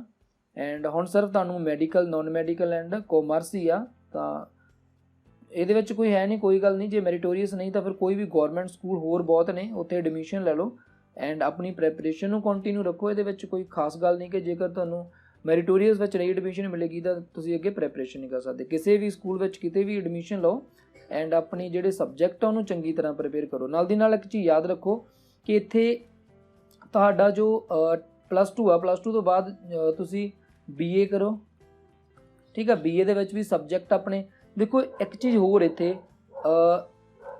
ਜੇ ਤੁਸੀਂ IAS ਬਣਨਾ ਚਾਹੁੰਦੇ ਹੋ, UPSC ਕਲੀਅਰ ਕਰਨਾ ਚਾਹੁੰਦੇ ਹੋ, ਸਭ ਤੋਂ ਬੈਸਟ ਜਿਹੜੀ ਚੀਜ਼ ਹੁੰਦੀ ਆ ਉਹ ਹੁੰਦੀ ਆ ਸਬਜੈਕਟ ਨੂੰ ਸਿਲੈਕਟ ਕਰਨਾ, ਠੀਕ ਆ। ਸਬਜੈਕਟ ਨੂੰ ਸਿਲੈਕਟ ਕਰਨਾ, ਉਹ ਕੀ ਹੁੰਦਾ ਕਿ ਇੱਕ ਤੁਹਾਡਾ ਆਪਸ਼ਨਲ ਸਬਜੈਕਟ ਹੁੰਦਾ, ਉਹ ਆਪਸ਼ਨਲ ਸਬਜੈਕਟ ਦੇ ਵਿੱਚ ਤੁਹਾਡੇ ਬੈਸਟ ਜੇ ਮਾਰਕਸ ਆ ਜਾਂਦੇ ਆ ਤਾਂ ਤੁਹਾਡੇ ਚਾਂਸ 80 to 90% ਹੋ ਜਾਂਦੇ ਕਿ ਤੁਹਾਡੇ ਕਲੀਅਰ ਹੋਊਗਾ। ਉਹ ਸਿਰਫ ਇੱਕ ਸਬਜੈਕਟ ਹੀ ਹੁੰਦਾ ਵਾ ਜਿਹ 'ਚ ਤੁਹਾਨੂੰ ਸਭ ਤੋਂ ਬੈਸਟ ਤੁਹਾਨੂੰ ਲੱਗਦਾ ਕਿ ਮਤਲਬ ਇਹਦੇ ਵਿੱਚ ਉਹਦਾ ਕੋਈ ਵੀ ਚੀਜ਼ ਆ ਜਾਏ ਤਾਂ ਮੈਂ ਆਨਸਰ ਦੇ ਦੂੰਗਾ, ਠੀਕ ਆ। ਉਹ ਤੁਹਾਡਾ ਮੈਥ ਹੋ ਸਕਦਾ, ਤੁਹਾਡਾ ਇੰਗਲਿਸ਼ ਹੋ ਸਕਦੀ ਆ, ਤੁਹਾਡੀ ਪੋਲਿਟੀ ਹੋ ਸਕਦੀ, ਤੁਹਾਡੀ ਪੰਜਾਬੀ ਹੋ ਸਕਦੀ ਆ, ਸਾਇੰਸ ਹੋ ਸਕਦੀ ਆ, ਉਸ ਤੋਂ ਬਾਅਦ ਜੋਗ੍ਰਾਫੀ ਹੋ ਸਕਦੀ ਆ, ਤੁਹਾਡੀ ਇਕਨੋਮਿਕਸ ਹੋ ਸਕਦੀ ਹੈ, ਹਿਸਟਰੀ, ਬਹੁਤ ਸਬਜੈਕਟ ਹੁੰਦੇ ਨੇ, ਵਾਈਡਲੀ ਹੁੰਦੇ ਨੇ। ਉਹ ਇੱਕ ਪਰਟੀਕੂਲਰ ਸਬਜੈਕਟ ਚੂਜ਼ ਕਰ ਲਓ ਕਿ ਆਹ ਬੈਸਟ ਸਬਜੈਕਟ ਆ, ਅਤੇ ਉਹ ਸਬਜੈਕਟ 'ਤੇ ਮਗਰ ਪੈ ਜਾਓ। ਉਹ ਸਬਜੈਕਟ ਨੂੰ ਮਤਲਬ 6th ਕਲਾਸ ਤੋਂ ਲੈ ਕੇ ਉਹਦਾ ਮਤਲਬ ਜਿੰਨਾ ਵੀ ਤੁਸੀਂ ਜ਼ਿਆਦਾ ਤੋਂ ਜ਼ਿਆਦਾ ਪੜ੍ਹ ਸਕਦੇ ਹੋ, ਨੈਸ਼ਨਲੀ, ਇੰਟਰਨੈਸ਼ਨਲੀ, ਜਿੰਨੀ ਵੀ ਉਹਦੇ ਬਾਰੇ ਇਨਫੋਰਮੇਸ਼ਨ ਲੈ ਸਕਦੇ ਹੋ, ਉਹ ਸਬਜੈਕਟ ਨੂੰ ਘੋਲ ਕੇ ਪੀ ਜਾਓ। ਬਾਕੀ ਬਾਰੇ ਆਪਦੀਆਂ ਕਲਾਸਿਸ ਬਾਰੇ ਪੜ੍ਹੀ ਚੱਲੋ ਐਂਡ ਮੇਨ ਇੱਕ ਸਬਜੈਕਟ ਨੂੰ ਜਿਹਨੂੰ ਵੀ ਚੂਜ਼ ਕਰੋਗੇ, ਜਿਵੇਂ ਪੰਜਾਬੀ ਲਿਟਰੇਚਰ ਕਰ ਲਓ, ਜੋਗ੍ਰਾਫੀ ਕਰ ਲਓ, ਜਿਹਦੇ ਵਿੱਚ ਵੀ ਤੁਹਾਡਾ ਇੰਟਰਸਟ ਆ, ਉਸ ਸਬਜੈਕਟ ਨੂੰ ਇੱਕ ਨੂੰ ਚੱਕ ਲਓ। ਜ਼ਿਆਦਾਤਰ ਹਿਸਟਰੀ ਨਾ ਚੱਕੋ, ਹਿਸਟਰੀ ਥੋੜ੍ਹੀ ਵਾਈਡਲੀ ਹੁੰਦੀ ਹੈ ਅਤੇ ਹਿਸਟਰੀ ਬਹੁਤ ਘੱਟ ਬੱਚੇ ਚੂਜ਼ ਕਰਦੇ ਆ ਕਿਉਂਕਿ ਇਹਦੇ ਵਿੱਚੋਂ ਇਹਨੂੰ ਕਵਰ ਕਰਨਾ ਥੋੜ੍ਹਾ ਡਿਫੀਕਲਟ ਹੁੰਦਾ। ਤਾਂ ਬਾਕੀ ਸਬਜੈਕਟ ਕੋਈ ਵੀ ਚੂਜ਼ ਕਰੋ, ਜੇ ਹਿਸਟਰੀ ਵਿੱਚ ਵੀ ਤੁਹਾਡਾ ਇੰਟਰਸਟ ਆ ਤਾਂ ਉਹ ਵੀ ਲੈ ਸਕਦੇ ਹੋ। ਐਂਡ ਇਹੀ ਇਹਦੇ ਵਿੱਚ ਕੋਈ ਵੀ ਸਟੱਡੀ ਕਰੋ ਤੁਸੀਂ IAS ਆਫਿਸਰ ਵਾਸਤੇ, ਕੋਈ ਵੀ ਮੈਡੀਕਲ ਨੂੰ ਛੱਡ ਕੇ ਬਾਕੀ ਤੁਸੀਂ ਕੋਈ ਵੀ ਸਟੱਡੀ ਕਰਦੇ ਹੋ ਤਾਂ ਤੁਸੀਂ IAS ਦੀ ਤਿਆਰੀ ਕਰ ਸਕਦੇ ਹੋ, UPSC ਦੀ ਤਿਆਰੀ ਕਰ ਸਕਦੇ ਹੋ। ਇਹਦੇ ਲਈ ਕੋਈ ਜ਼ਰੂਰੀ ਨਹੀਂ ਹੁੰਦਾ ਕਿ BA ਕਰਨੀ, ਕੋਈ ਵੀ ਸਬਜੈਕਟ ਨਾਲ ਤੁਸੀਂ ਗ੍ਰੈਜੂਏਸ਼ਨ ਕਰ ਲਓ, ਜਿਹੜੀ ਮਰਜ਼ੀ ਗ੍ਰੈਜੂਏਸ਼ਨ ਕਰ ਲਓ, ਠੀਕ ਆ। ਬਾਕੀ ਜੇ ਤੁਹਾਡਾ ਹੋਰ ਵੀ ਕੋਈ ਇਹਦੇ ਰਿਗਾਰਡਿੰਗ ਕੁਐਸਚਨ ਹੋਗਾ ਤਾਂ ਉਸ ਨੂੰ ਮੈਂ ਡੈਫੀਨੇਟਲੀ ਸੈਪਰੇਟਲੀ ਫਿਰ ਕਲੀਅਰ ਕਰਦਾ। ਐਂਡ ਨੈਕਸਟ ਆਪਾਂ ਦੇਖਦੇ ਹਾਂ, ਨੈਕਸਟ ਬੱਚੇ ਦਾ ਜੋ ਰਿਸਪੌਂਸ ਹੈ, ਨਵਦੀਪ। ਇਹਨਾਂ ਦਾ ਜਿਹੜਾ ਫੇਵਰੇਟ ਸਬਜੈਕਟ ਹੈ ਬਾਇਓਲੋਜੀ ਹੈ ਐਂਡ ਹਾਰਟ ਸਰਜਨ ਬਣਨਾ ਚਾਹੁੰਦੇ ਆ, ਠੀਕ ਆ। ਮੈਡੀਕਲ ਵਿੱਚ ਐਡਮਿਸ਼ਨ ਲੈਣਾ ਚਾਹੁੰਦੇ, ਡੈਫੀਨੇਟਲੀ ਮੈਡੀਕਲ ਦੇ ਵਿੱਚ ਹੀ ਐਡਮਿਸ਼ਨ ਲੈਣੀ ਪਵੇਗੀ। ਐਂਡ ਤੁਹਾਡਾ ਜੋ ਫੇਵਰੇਟ ਸਬਜੈਕਟ ਉਹ ਵੀ ਬਾਇਓਲੋਜੀ ਆ, ਬਾਇਓਲੋਜੀ ਡੈਫੀਨੇਟਲੀ ਬਾਇਓਲੋਜੀ ਹੋਣਾ ਚਾਹੀਦਾ ਜੇਕਰ ਤੁਸੀਂ ਹਾਰਟ ਸਰਜਨ ਬਣਨਾ ਚਾਹੁੰਦੇ ਹੋ। ਤੁਹਾਡੇ ਲਈ ਤਾਂ ਮੈਂ ਸਿਰਫ ਇੱਕ ਹੀ ਰਿਕਮੈਂਡੇਸ਼ਨ ਕਰਾਂਗਾ। ਫਸਟ ਥਿੰਗ ਇਹ ਆ ਕਿ ਤੁਹਾਡੀ ਕੈਮਿਸਟਰੀ, ਤੁਹਾਡਾ ਫਿਜ਼ਿਕਸ ਐਂਡ ਤੁਹਾਡੀ ਬਾਇਓਲੋਜੀ ਇਹ ਬਹੁਤ ਵਧੀਆ ਹੋਣੀ ਚਾਹੀਦੀ ਆ। ਕਿਉਂ ਤੋਂ ਵਧੀਆ ਹੋਣੀ ਚਾਹੀਦੀ ਆ? ਕਿਉਂਕਿ ਜੇਕਰ ਤੁਸੀਂ ਅੱਗੇ ਮੈਡੀਕਲ ਲਾਈਨ 'ਚ ਜਾਣਾ ਚਾਹੁੰਦੇ ਹੋ ਤਾਂ ਤੁਹਾਨੂੰ ਨੀਟ ਦਾ ਪੇਪਰ ਕਲੀਅਰ ਕਰਨਾ ਪਊਗਾ। ਨੀਟ ਦਾ ਪੇਪਰ ਕਦੋਂ ਹੁੰਦਾ? ਨੀਟ ਦਾ ਪੇਪਰ ਜਦੋਂ ਤੁਸੀਂ 10th ਐਂਡ +2 ਕਰੋਗੇ ਉਸ ਤੋਂ ਬਾਅਦ ਨੀਟ ਦਾ ਪੇਪਰ ਹੋਊਗਾ। ਕਦੋਂ ਜ਼ਰੂਰੀ ਹੁੰਦਾ? ਇਹ ਜ਼ਰੂਰੀ ਤਾਂ ਹੁੰਦਾ ਤਾਂ ਕਿ ਤੁਹਾਨੂੰ ਮੈਡੀਕਲ ਕਾਲਜ ਵਿੱਚ ਐਡਮਿਸ਼ਨ ਮਿਲ ਜੇ। ਤਾਂ ਮੈਡੀਕਲ ਕਾਲਜ ਵਿੱਚ ਐਡਮਿਸ਼ਨ ਤੁਹਾਨੂੰ ਨੀਟ ਦੇ ਐਗਜ਼ਾਮ ਦੇ ਅਕੋਰਡਿੰਗ ਮਿਲੇਗੀ। ਇਹਦੇ ਕਰਕੇ ਤੁਹਾਨੂੰ 10th we and +1 and +2, main ਤਾਂ +1 +2 ਹੁੰਦਾ, ਬਟ ਮੈਂ ਕਹਿੰਦਾ ਕਿ 10th ਤੁਹਾਡਾ ਬੇਸ ਹੁੰਦਾ, ਇਹਨੂੰ ਵੀ ਕਲੀਅਰ ਕਰਕੇ ਚੱਲੋ ਐਂਡ ਇਹਨਾਂ ਨੂੰ ਘੋਟ ਕੇ ਪੀਜੋ। ਜੇਕਰ ਇਹ ਤੁਹਾਡੇ ਚੰਗੀ ਤਰ੍ਹਾਂ ਕਲੀਅਰ ਹੋ ਜਾਂਦੇ ਆ, ਤੁਹਾਡਾ ਨੀਟ ਦਾ ਐਗਜ਼ਾਮ ਕਲੀਅਰ ਹੋ ਜਾਂਦਾ, ਤੁਹਾਨੂੰ ਮੈਡੀਕਲ 'ਚ ਐਡਮਿਸ਼ਨ ਮਿਲ ਜਾਏਗੀ। ਉਸ ਤੋਂ ਬਾਅਦ ਤਾਂ ਫਿਰ ਨੋਰਮਲੀ ਆਪਣਾ ਇਹਦੇ ਵਿੱਚ ਤੁਹਾਡੀ ਸਟੱਡੀ ਆ, ਉਸ ਤੋਂ ਬਾਅਦ ਤੁਸੀਂ ਨੋਰਮਲੀ ਆਪਣੀ ਸਟੱਡੀ ਕਰੋ ਐਂਡ ਤੁਸੀਂ ਡੈਫੀਨੇਟਲੀ ਇੱਕ ਬਹੁਤ ਵਧੀਆ ਡਾਕਟਰ ਬਣ ਸਕਦੇ ਹੋ। ਨੈਕਸਟ ਰਿਸਪੌਂਸ ਚੈੱਕ ਕਰਦੇ ਆਪਾਂ। ਮਾਨਸੀ, ਇਹਨਾਂ ਦਾ ਫੇਵਰੇਟ ਸਬਜੈਕਟ ਇੰਗਲਿਸ਼ ਹੈ ਐਂਡ ਇਹ ਬੈਂਕ ਮੈਨੇਜਰ ਬਣਨਾ ਚਾਹੁੰਦੇ ਆ ਐਂਡ ਇਹਨਾਂ ਨੇ ਕਾਮਰਸ ਵਿੱਚ +1 ਦੇ ਵਿੱਚ ਐਡਮਿਸ਼ਨ ਲੈਣੀ ਆ। ਫੇਵਰੇਟ ਸਬਜੈਕਟ ਤੁਹਾਡਾ ਇੰਗਲਿਸ਼ ਹੋਣਾ ਚਾਹੀਦਾ, ਡੈਫੀਨੇਟਲੀ ਹੋਣਾ ਚਾਹੀਦਾ ਫੇਵਰੇਟ ਸਬਜੈਕਟ ਇੰਗਲਿਸ਼। ਕਾਹਤੋਂ? ਕਿਉਂਕਿ ਮੈਂ ਵੀ ਕਾਫੀ ਇਹਦੇ ਬੈਂਕ ਦੇ ਐਗਜ਼ਾਮ ਦਿੱਤੇ ਆ, ਮੈਂ IAS, UPSC, SSC, CGL and ਕਾਫੀ ਇਹਦੇ ਐਗਜ਼ਾਮ ਦਿੱਤੇ ਆ। ਤੁਹਾਨੂੰ ਕਿਸੇ ਨੇ ਗਾਈਡ ਨਹੀਂ ਕੀਤਾ ਸੀ, ਉਸ ਸਮੇਂ ਕੋਈ ਪਤਾ ਨਹੀਂ ਹੁੰਦਾ ਸੀ, ਗਾਈਡੈਂਸ ਨਹੀਂ ਮਿਲੀ ਤਾਂ ਉਹਦੇ ਕਰਕੇ ਕਾਫੀ ਇਹਦੇ मतलब टाइम खराब भी होया, बट तुहाडी गाइडेंस तुहानूं दे रहा, बट वो जो गाइडेंस मैं दे रहा हूँ एक्सपीरियंस ही है मेरा। फर्स्ट थिंग है कॉमर्स। एक्चुअली होर देखो कि बैंक मैनेजर बनने वास्ते कि कॉमर्स करना जरूरी आ? नहीं, बिल्कुल भी नहीं। ये चीज़ बच्चों के माइंड में होंदी है बहुत कि जे मैं बैंक के जॉब करनी तो मैं कॉमर्स करा। तुसी आर्ट्स करो, भावें तुसी नॉन मैडिकल करो, भावें तुसी मैडिकल करो, तुसी जो मर्जी करो, ठीक है। +1 दे विच +2 दे विच जो मर्जी करो। उस तो बाद तुसी करो ग्रैजुएशन। ग्रैजुएशन विच तुसी BA करो, तुसी BTech करो, तुसी BSc करो, तू BSc IT करो, जो मर्जी करो, तुसी फिर भी बैंक दे विच जॉब लै सकदे हो बैंक मैनेजर। क्यों? देखो उहदा एक पेपर हुंदा वा, उहदा एक IBPS दा पेपर हुंदा। तो जो पेपर कंडक्ट हुंदा वो पेपर दे विच सिर्फ ये भालदे हुंदे आ कि तुहाडे कोल ग्रैजुएशन होवे। एंड जिहड़ा पेपर हुंदा उहदे विच की हुंदा वा, तुहाडे कॉमर्स दा तां कोई सबजैक्ट नहीं आवेगा। पहली गल तां मैं तुहानूं ये दसदा कि जेकर तुसीं कहोगे उहदे विच तुहाडे जो भी कॉमर्स विच पढ़े होणगे वो सबजैक्ट होणगे नहीं होणगे, उस विच तुहाडा की आवेगा, तुहाडा उस विच इंग्लिश आवेगा। तां इंग्लिश तां तुहाडा वधिया होना ही चाहिए, इंग्लिश विच ग्रामर बहुत एडवांस होनी चाहिए आ। एंड जे तुसीं मैनेजर जां PO लैवल की जॉब वास्ते अपलाई करना चाहुंदे हो, एंड उस तो बाद इंग्लिश तो बाद जिहड़ा सबजैक्ट आ तुहाडा वो मैथ स्ट्रोंग होना चाहिए, ठीक है। फंडामेंटल बेसिक मैथ बहुत स्ट्रोंग होना चाहिए। एंड तुहाडी रीजनिंग बहुत स्ट्रोंग होनी चाहिए है, रीजनिंग बहुत स्ट्रोंग होनी चाहिए है। कंप्यूटर बेस्ड टेस्ट होंदा है, कंप्यूटर के उपर टेस्ट होंदा है, टाइम बहुत लिमिटेड होंदा, बहुत ज़्यादा प्रैक्टिस की लोड़ होंदी है। तो डेफिनेटली तुसीं क्लीयर करोगे, बट ये तुहानूं मेहनत करनी पऊगी। तो अपने इंग्लिश के उपर, इंग्लिश ग्रामर के उपर, अपने मैथ के उपर, अपनी रीजनिंग के उपर वर्क करना होगा। ग्रैजुएशन जिहदे विच मर्जी करो, ठीक है। वो जरूरी नहीं गा कि तुसीं कॉमर्स करोगे, कॉमर्स तो बाद BCom करोगे तो जरूरी नहीं गा। हाँ, एक चीज़ आ जिहड़ा सिर्फ कॉमर्स वाला बंदा कर सकदा, वो हैगा अकाउंटिंग। अकाउंटिंग दे विच सिर्फ कॉमर्स वाला बंदा ही जा सकदा। एंड CA की जिहड़ी जॉब हुंदी है, CA की जॉब हुंदी है, वो सिर्फ कॉमर्स वाला बंदा ही कर सकदा, बाकी नहीं कर सकते। बट जे तुसीं बैंक दे विच जाना चाहुंदे हो तो बैंक विच तुहानूं कोई भी अपलाई कर सकदा, वो आर्ट्स वाला भी कर सकदा, मैडिकल नॉन मैडिकल, जिहदी इंग्लिश बहुत वधिया, जिहदा मैथ बहुत वधिया, जिहदी रीजनिंग बहुत वधिया, क्योंकि 3 सबजैक्ट ही पूछे जाते हैं। एंड 2 पेपर होंदे आ, फर्स्ट पेपर हुंदा वा, उस तो बाद सैकेंड पेपर थोड़ा डिफिकल्ट हुंदा है, थर्ड इंटरव्यू हुंदी आ। ये तुसीं गौरमेंट बैंक 'ਚ जे जाना चाहुंदे हो। जेकर तुसीं प्राइवेट बैंक दे विच जाना चाहुंदे हो, प्राइवेट बैंक का भी मैं पेपर दिता सी एक बारी, एंड ICICI बैंक का एंड HDFC का हुंदा। वो पेपर बहुत ईजी हुंदा, उहदे विच बहुत सौखा मैथ हुंदा वा, इंग्लिश भी सौखी हुंदी, रीजनिंग भी सौखी हुंदी है, बट उहदा इंटरव्यू थोड़ा डिफिकल्ट हुंदा, इंटरव्यू बहुत डिफिकल्ट हुंदा। एंड उहदे वास्ते की चाहिए, उहदे वास्ते तुहानूं इंग्लिश नूं अपनी नूं मेन थोड़ा इंग्लिश नूं जो बोलना वधिया होवे, तुहाडी प्रोनंसीएशन वधिया होवे, चीज़ां नूं वधिया होणीਆਂ ਚਾਹੀਦੀਆਂ जेकर तुसीं बैंक विच जाना चाहुंदे हो। इन्हां चीज़ां नूं जेकर तुसीं वधिया बनाउणा चाहुंदे हो, नाल दी नाल प्रैक्टिस करी चलो। न्यूज़पेपर नूं पढ़ो इंग्लिश दे विच, इंग्लिश न्यूज़ नूं सुनो। एंड बैंक ਲਈ ਜਾਣ ਲਈ ਇੱਕ ਜਿਹੜੀਆਂ ਬੈਂਕ ਦੀਆਂ ਨਿਊਜ਼ਸ ਹੁੰਦੀਆਂ ਨਾ, ਉਹਨਾਂ ਨੂੰ ਨਾਲ ਦੀ ਨਾਲ ਮਤਲਬ ਤੁਸੀਂ ਨੋਟ ਕਰੀ ਚੱਲਿਆ ਕਰੋ। ਨੋਟ ਕਰਨ ਦਾ ਮਤਲਬ ਇਹ ਨਹੀਂ ਕਿ ਲਿਖੀ ਚੱਲੋ, ਮਤਲਬ ਕਹਿਣ ਦਾ ਮਤਲਬ ਕਿ ਉਹਨਾਂ ਨੂੰ ਥੋੜਾ ਉਹ ਸੁਣ ਲਿਆ ਕਰੋ। ਉਹਦੇ ਨਾਲ ਕੀ ਹੋਊਗਾ, ਆਪਣੇ ਮਾਈਂਡ ਸੈਟਅਪ ਬਣ ਜਾਂਦਾ ਵਾ ਕਿ ਹਾਂ ਬੈਂਕ ਵਿੱਚ ਇਹ ਚੀਜ਼ਾਂ ਚੱਲ ਰਹੀਆਂ, ਕਿਉਂਕਿ ਇੰਟਰਵਿਊ ਦੇ ਵਿੱਚ ਉਹ ਕੁਐਸਚਨ ਪੁੱਛ ਸਕਦੇ ਆ। ਇਹਦੇ ਵਿੱਚ GD ਹੁੰਦੀ ਹੈ ਇੱਕ। ਪ੍ਰਾਈਵੇਟ ਬੈਂਕ ਦਾ ਇੰਟਰਵਿਊ ਤਾਂ ਮੈਂ ਦਿੱਤਾ ਵਾ, ਗੌਰਮੈਂਟ ਦਾ ਤਾਂ ਮੈਂ ਦਿੱਤਾ ਨਹੀਂ, ਐਗਜ਼ਾਮ ਮੇਰਾ ਕਲੀਅਰ ਹੋ ਗਿਆ ਸੀ, ਪਰ ਨਾਲ ਦੀ ਨਾਲ ਮੇਰਾ ਗੌਰਮੈਂਟ ਜੋਬ ਦਾ ਵੀ ਹੋ ਗਿਆ ਸੀ ਕਲੀਅਰ, ਤਾਂ ਫਿਰ ਮੈਂ ਬੈਂਕ 'ਚ ਗਿਆ ਨਹੀਂ, ਮੈਂ ਜੋਬ ਛੱਡਤੀ ਸੀ। ਐਂਡ ਬਟ ਮੈਂ ਪ੍ਰਾਈਵੇਟ ਦਾ ਦਿੱਤਾ ਸੀ GD ਦੇ ਵਿੱਚ ਕੀ ਹੁੰਦਾ ਕਿ ਤੁਹਾਡੇ ਗਰੁੱਪ ਬਣ ਜਾਂਦਾ ਪ੍ਰੋਪਰ। ਉਹ ਗਰੁੱਪ ਦੇ ਵਿੱਚ ਸਾਰੇ ਬੰਦੇ ਬੈਠ ਕੇ ਉਹਨਾਂ ਨੂੰ ਇੱਕ ਟੌਪਿਕ ਦੇ ਦਿੱਤਾ ਜਾਂਦਾ, ਉਹ ਡਿਸਕਸ ਕਰਨਾ ਹੁੰਦਾ। ਜਿਹੜੇ 2-3 ਬੱਚੇ ਵਧੀਆ ਬੋਲਣਗੇ ਉਹਨਾਂ ਨੂੰ ਫਿਰ ਉਹ ਕੱਢ ਲੈਂਦੇ, ਬਾਕੀ ਉਹਨੂੰ ਘਰੇ ਤੋਰ ਦਿੰਦੇ। ਤਾਂ ਤੁਹਾਡਾ ਜਿਹੜਾ ਪੁਆਇੰਟ ਆਫ ਹੋਣਾ ਚਾਹੀਦਾ ਨਾ, ਮਤਲਬ ਪੁਆਇੰਟ ਰੱਖਣ ਦਾ ਤਰੀਕਾ ਹੋਣਾ ਚਾਹੀਦਾ, ਉਹ ਬਹੁਤ ਵਧੀਆ ਹੋਣਾ ਚਾਹੀਦਾ ਵਾ। ਡਿਸਕਸ਼ਨ ਦੇ ਵਿੱਚ ਆਏ ਨਹੀਂ ਕਿ ਡਰੀ ਜਾਓ, ਬੋਲਣਾ ਹੀ ਨਾ ਆਉਂਦਾ ਹੋਵੇ। ਉਹ ਚੀਜ਼ਾਂ ਨੂੰ ਆਪਦੇ ਨੂੰ ਸਟਰੋਂਗ ਕਰ ਲਓ, ਉਹ ਪੁਆਇੰਟ ਨੂੰ ਸਟਰੋਂਗ ਕਰ ਲਓ ਆਪਦੇ ਨੂੰ। ਡੈਫੀਨੇਟਲੀ ਤੁਸੀਂ ਕਰ ਸਕਦੇ ਹੋ, ਬਟ ਕਮਰਸ ਦੇ ਨਾਲ ਐਂਡ ਗ੍ਰੈਜੂਏਸ਼ਨ ਮੇਨ ਆ। ਐਂਡ ਜਿਹੜੇ ਮੇਨ ਸਬਜੈਕਟ ਤੁਸੀਂ ਫੋਕਸ ਕਰਨਾ ਵਾ ਉਹ ਤੁਹਾਡਾ ਕੀ ਹੈ, ਇੰਗਲਿਸ਼ ਹੋਣਾ ਚਾਹੀਦਾ, ਮੈਥ ਹੋਣਾ ਚਾਹੀਦਾ ਐਂਡ ਰੀਜ਼ਨਿੰਗ ਹੋਣਾ ਚਾਹੀਦਾ।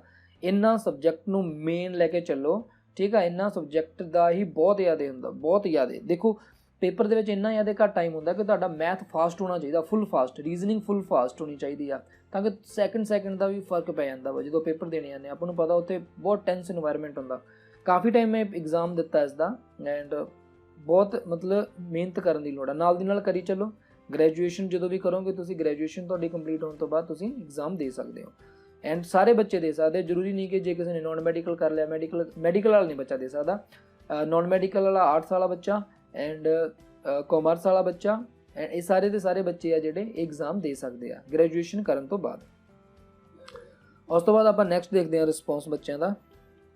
ਐਂਡ 6th ਜਿਹੜਾ ਆਪਣੇ ਕੋਲ ਰਿਸਪੌਂਸ ਆ ਉਹ ਹੈਗਾ Mandeep Kaur. And favourite subject English, and ਇਹ ਵੀ ਮੈਨੇਜਰ ਬਣਨਾ ਚਾਹੁੰਦੇ ਆ, ਬੈਂਕ ਮੈਨੇਜਰ ਹੈ, ਨੋਨ ਮੈਡੀਕਲ ਦੇ ਵਿੱਚ ਐਡਮਿਸ਼ਨ ਲੈਣਾ ਚਾਹੁੰਦੇ ਹੋ। ਹਾਂ ਤਾਂ ਉਹ ਮੈਂ ਪਹਿਲਾਂ ਹੀ ਕਿਹਾ ਵਾ, ਬੈਂਕ ਮੈਨੇਜਰ ਬਾਰੇ ਮੈਂ ਸਾਰਾ ਕੁਝ ਦੱਸ ਹੀ ਦਿੱਤਾ ਵਾ। ਉਹਦਾ ਇੱਕ ਜਿਹੜਾ ਪੇਪਰ ਹੁੰਦਾ ਉਹ IBPS ਕੰਡਕਟ ਕਰਾਉਂਦੀ ਹੈ। ਉਹਦੇ ਲਈ ਤੁਸੀਂ ਗ੍ਰੈਜੂਏਸ਼ਨ ਕਰ ਲਓ, ਜੋ ਮਰਜ਼ੀ ਗ੍ਰੈਜੂਏਸ਼ਨ 'ਚ ਕਰੋ। 3 ਸਬਜੈਕਟ ਆਪਦੇ ਮੇਨ ਰੱਖੋ। ਇੰਗਲਿਸ਼ ਬਹੁਤ ਸਟਰੋਂਗ ਹੋਣੀ ਚਾਹੀਦੀ ਆ, ਇੰਗਲਿਸ਼, ਗ੍ਰਾਮਰ ਇੰਗਲਿਸ਼, ਐਂਡ ਉਸ ਤੋਂ ਬਾਅਦ ਤੁਹਾਡਾ ਮੈਥ ਐਂਡ ਰੀਜ਼ਨਿੰਗ ਤੁਹਾਡੀ ਸਟਰੋਂਗ ਹੋਣੀ ਚਾਹੀਦੀ ਹੈ। ਇਹਨਾਂ ਸਬਜੈਕਟ 'ਤੇ ਆਪਣਾ ਕੰਮ ਕਰੀ ਚੱਲੋ ਐਂਡ ਡੈਫੀਨੇਟਲੀ ਈਜ਼ਲੀ ਤੁਸੀਂ ਕਲੀਅਰ ਕਰ ਲਓਗੇ, ਬੈਂਕ ਮੈਨੇਜਰ ਬਣ ਜਾਓਗੇ। ਐਂਡ ਉਸ ਤੋਂ ਬਾਅਦ ਨੈਕਸਟ ਜਿਹੜਾ ਆਪਣੇ ਕੋਲੇ ਰਿਸਪੌਂਸ ਆ,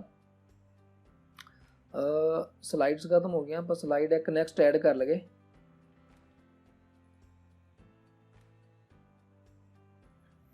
ਨੈਕਸਟ ਜਿਹੜਾ ਆਪਣੇ ਕੋਲੇ ਰਿਸਪੌਂਸ ਆ ਉਹ ਹੈਗਾ ਨਮਨ। ਇਹਨਾਂ ਦਾ ਫੇਵਰੇਟ ਸਬਜੈਕਟ ਪੰਜਾਬੀ ਆ ਐਂਡ ਇਹ ਟੀਚਰ ਬਣਨਾ ਚਾਹੁੰਦੇ ਆ। ਐਂਡ ਇਹਨਾਂ ਨੇ ਕਾਮਰਸ ਦੇ ਵਿੱਚ ਐਡਮਿਸ਼ਨ ਲੈਣੀ ਆ, ਕਾਮਰਸ ਦੇ ਵਿੱਚ। ਐਂਡ ਫੇਵਰੇਟ ਸਬਜੈਕਟ ਇਹਨਾਂ ਦਾ ਪੰਜਾਬੀ ਆ, ਠੀਕ ਆ। ਫੇਵਰੇਟ ਸਬਜੈਕਟ ਤੁਹਾਡਾ ਪੰਜਾਬੀ ਆ, ਇਹਦਾ ਮਤਲਬ ਫਿਰ ਇਹ ਆ ਕਿ ਤੁਸੀਂ ਪੰਜਾਬੀ ਦੇ ਟੀਚਰ ਬਣੋਗੇ, ਠੀਕ ਆ। ਕਿਉਂਕਿ ਫੇਵਰੇਟ ਸਬਜੈਕਟ ਜੋ ਹੁੰਦਾ ਉਹਦੇ ਟੀਚਰ ਹੀ ਬਣਨ ਦਾ ਫਾਇਦਾ, ਉਹਦੇ ਬਾਰੇ ਫਿਰ ਆਪਾਂ ਇੰਟਰਸਟ ਨਾਲ ਪੜ੍ਹਦੇ ਹਾਂ। ਬਟ ਜੇ ਤੁਸੀਂ ਕਾਮਰਸ ਰੱਖ ਰਹੇ ਹੋ ਤਾਂ ਫਿਰ ਤੁਸੀਂ ਜਿਹੜੀ ਟੀਚਿੰਗ ਲਾਈਨ ਦੇ ਵਿੱਚ ਜਾਓਗੇ, ਜਦੋਂ ਟੀਚਿੰਗ ਲਾਈਨ ਦੇ ਵਿੱਚ, ਤਾਂ ਫਿਰ ਤੁਸੀਂ ਆਪਦੇ ਸਬਜੈਕਟ ਜੋ ਵੀ ਕਾਮਰਸ ਵਿੱਚ ਪੜ੍ਹੋਗੇ ਉਹਦੇ ਵਿੱਚੋਂ ਹੀ ਕੋਈ ਸਬਜੈਕਟ ਰੱਖਿਓ, ਠੀਕ ਆ। ਪੰਜਾਬੀ ਵਿੱਚ ਰੱਖ ਲਓਗੇ ਤਾਂ ਵੀ ਠੀਕ ਆ, ਬਟ ਕਾਮਰਸ ਦੇ ਵਿੱਚੋਂ ਹੀ ਕੋਈ ਸਬਜੈਕਟ ਚੂਜ਼ ਕਰਿਓ ਐਂਡ ਉਸ ਦੇ ਰਿਗਾਰਡਿੰਗ ਹੀ ਅੱਗੇ ਤੁਸੀਂ ਦੇਖਿਓ। ਕਿਉਂਕਿ ਤੁਹਾਨੂੰ ਜੋ ਅੱਗੇ ਗ੍ਰੈਜੂਏਸ਼ਨ ਹੋਊਗੀ ਤੁਹਾਡੀ BCom ਹੋਊਗੀ, ਠੀਕ ਆ। ਉਸ ਤੋਂ ਬਾਅਦ BCom ਤੋਂ ਬਾਅਦ +2 ਤੋਂ ਬਾਅਦ BCom ਹੋਊਗੀ ਐਂਡ BCom ਤੋਂ ਬਾਅਦ ਤੁਹਾਡੀ MCom ਹੋਊਗੀ ਐਂਡ ਇਸ BCom ਤੋਂ ਬਾਅਦ ਤੁਸੀਂ B.Ed ਕਰ ਸਕਦੇ ਹੋ। ਐਂਡ ਜੋ ਵੀ ਤੁਹਾਡੇ ਸਬਜੈਕਟ ਹੋਣਗੇ ਉਹ ਸਬਜੈਕਟ ਨੂੰ ਪੜ੍ਹੋ, ਜਾਂ ਫਿਰ ਸਿੰਪਲੀ ਵੈਸੇ ਮੈਰੀਟੋਰੀਅਸ ਦੇ ਵਿੱਚ ਜਾਓਗੇ ਤਾਂ ਆਰਟਸ ਤਾਂ ਮਿਲਣੀ ਨਹੀਂ ਗੀ, ਬਟ ਜੇ ਤੁਸੀਂ ਪੰਜਾਬੀ ਦੇ ਟੀਚਰ ਬਣਨਾ ਚਾਹੁੰਦੇ ਹੋ ਤਾਂ ਫਿਰ ਭਾਵੇਂ ਆਰਟਸ ਨਾਲ ਵੀ ਕਰ ਲਓ, ਕੋਈ ਟੈਨਸ਼ਨ ਵਾਲੀ ਗੱਲ ਨਹੀਂ ਗੀ। ਐਂਡ ਬਟ ਉਹਨੂੰ ਕਰ ਲਓ ਚੰਗੀ ਤਰ੍ਹਾਂ, ਠੀਕ ਆ, ਕਰ ਲਓ ਚੰਗੀ ਤਰ੍ਹਾਂ। ਇਹ ਨਹੀਂ ਕਿ ਟਾਈਮ ਪਾਸ ਕਰਾਂਗੇ, ਚੰਗੀ ਤਰ੍ਹਾਂ ਕਰ ਲਓ ਤਾਂ ਕਾਫੀ ਜ਼ਿਆਦਾ ਚਾਂਸਸ ਆ। ਬਟ ਥੋੜ੍ਹਾ ਇਹ ਹੁੰਦਾ ਕਿ ਪੰਜਾਬੀ ਵਿੱਚ ਨਾ ਕੰਪੀਟੀਸ਼ਨ ਜ਼ਿਆਦਾ ਹੁੰਦਾ ਵਾ। ਕੰਪੀਟੀਸ਼ਨ ਕਾਹਤੋਂ? ਕਿਉਂਕਿ ਪੰਜਾਬੀ ਦੇ ਟੀਚਰ ਕਾਫੀ ਜ਼ਿਆਦਾ ਬੱਚੇ ਤਿਆਰੀ ਕਰਦੇ ਆ, ਥੋੜ੍ਹਾ ਕੰਪੀਟੀਸ਼ਨ ਜ਼ਿਆਦਾ ਹੋਊਗਾ। ਐਂਡ ਇਹ ਵੀ ਨਹੀਂ ਗਾ ਕਿ ਜੇ ਤੁਸੀਂ BCom ਕਰ ਲਈ ਤਾਂ ਤੁਸੀਂ ਫਿਰ ਆਏ ਨਹੀਂ ਕਿ ਇਕੱਲੇ ਟੀਚਰ ਹੀ। BCom ਕਰਨ ਤੋਂ ਬਾਅਦ ਇੱਕ ਗ੍ਰੈਜੂਏਸ਼ਨ ਹੈ, ਗ੍ਰੈਜੂਏਸ਼ਨ ਤੋਂ ਬਾਅਦ ਤੁਸੀਂ ਵਾਧੂ ਪੋਸਟਾਂ ਲਈ ਅਪਲਾਈ ਕਰ ਸਕਦੇ ਹੋ। ਤੁਸੀਂ UPSC ਲਈ ਅਪਲਾਈ ਕਰ ਸਕਦੇ ਹੋ, IAS ਆਫਿਸਰ, IPS ਆਫਿਸਰ ਬਣ ਸਕਦੇ ਹੋ। ਉਹ ਸਾਰੀਆਂ ਗ੍ਰੈਜੂਏਸ਼ਨ ਵਾਸਤੇ ਆ। ਤੁਸੀਂ BTech ਕਰ ਲਓ, BCom ਕਰ ਲਓ, BSc ਕਰ ਲਓ, BSc IT ਕਰ ਲਓ, ਵਾਧੂ BCA ਕਰ ਲਓ, ਹੈ ਨਾ। ਉਸ ਤੋਂ ਬਾਅਦ ਤੁਸੀਂ SSC CGL ਹੁੰਦਾ ਵਾ ਇੱਕ ਗ੍ਰੈਜੂਏਸ਼ਨ ਤੋਂ ਬਾਅਦ, ਇੱਕ ਹੁੰਦਾ SSC,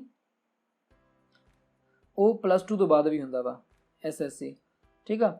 ਉਸ ਤੋਂ ਬਾਅਦ ਕਾਫੀ ਇੱਕ ਚੀਜ਼ ਹੋਰ ਇੱਥੇ ਮੈਂ ਤੁਹਾਨੂੰ ਦੱਸਣਾ ਚਾਹਾਂਗਾ, ਇਹ ਚੀਜ਼ ਨੂੰ ਨੋਟ ਕਰਿਓ। ਜਿਹੜੇ ਬੱਚੇ ਦਾ ਥੋੜ੍ਹਾ ਇੰਟਰਸਟ ਆਰਮੀ ਵਿੱਚ ਵੀ ਨਾ, ਜਿਹੜੇ 12th ਕਲਾਸ ਤੋਂ ਬਾਅਦ ਵੀ ਤੁਸੀਂ ਆਰਮੀ ਵਿੱਚ ਜਾ ਸਕਦੇ ਹੋ।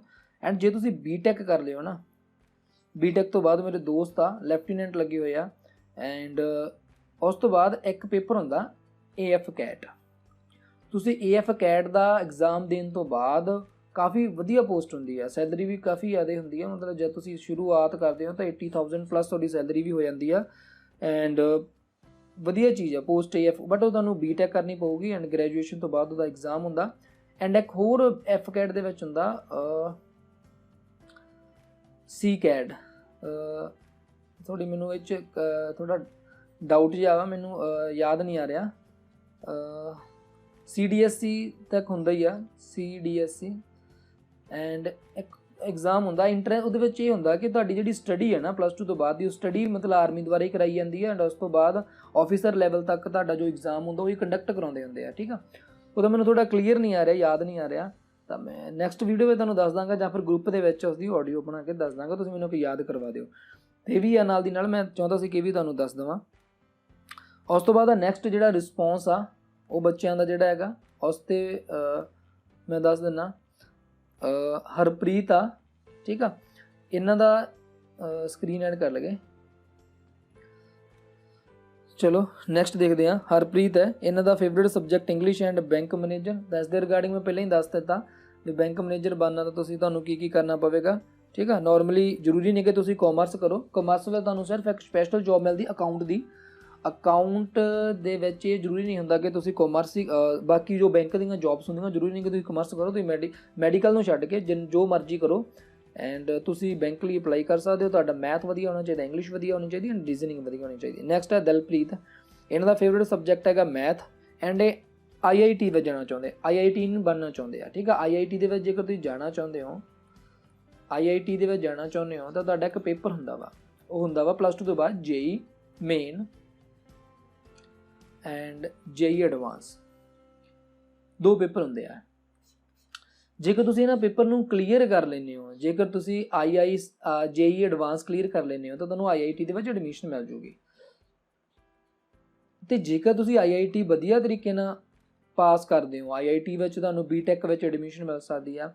ਐਂਡ ਜੇਕਰ ਤੁਸੀਂ BTech ਦੇ ਵਿੱਚ ਵਧੀਆ ਮਨ ਲਾ ਕੇ ਪੜ੍ਹਾਈ ਕਰਦੇ ਹੋ, ਇਹ ਨਹੀਂ ਕਿ ਟਾਈਮ ਪਾਸ, ਵਧੀਆ ਮਨ ਲਾ ਕੇ ਪੜ੍ਹਾਈ ਕਰਦੇ ਹੋ ਤਾਂ ਤੁਹਾਨੂੰ ਲਾਈਫ ਦੇ ਵਿੱਚ ਕੋਈ ਵੀ ਟੈਨਸ਼ਨ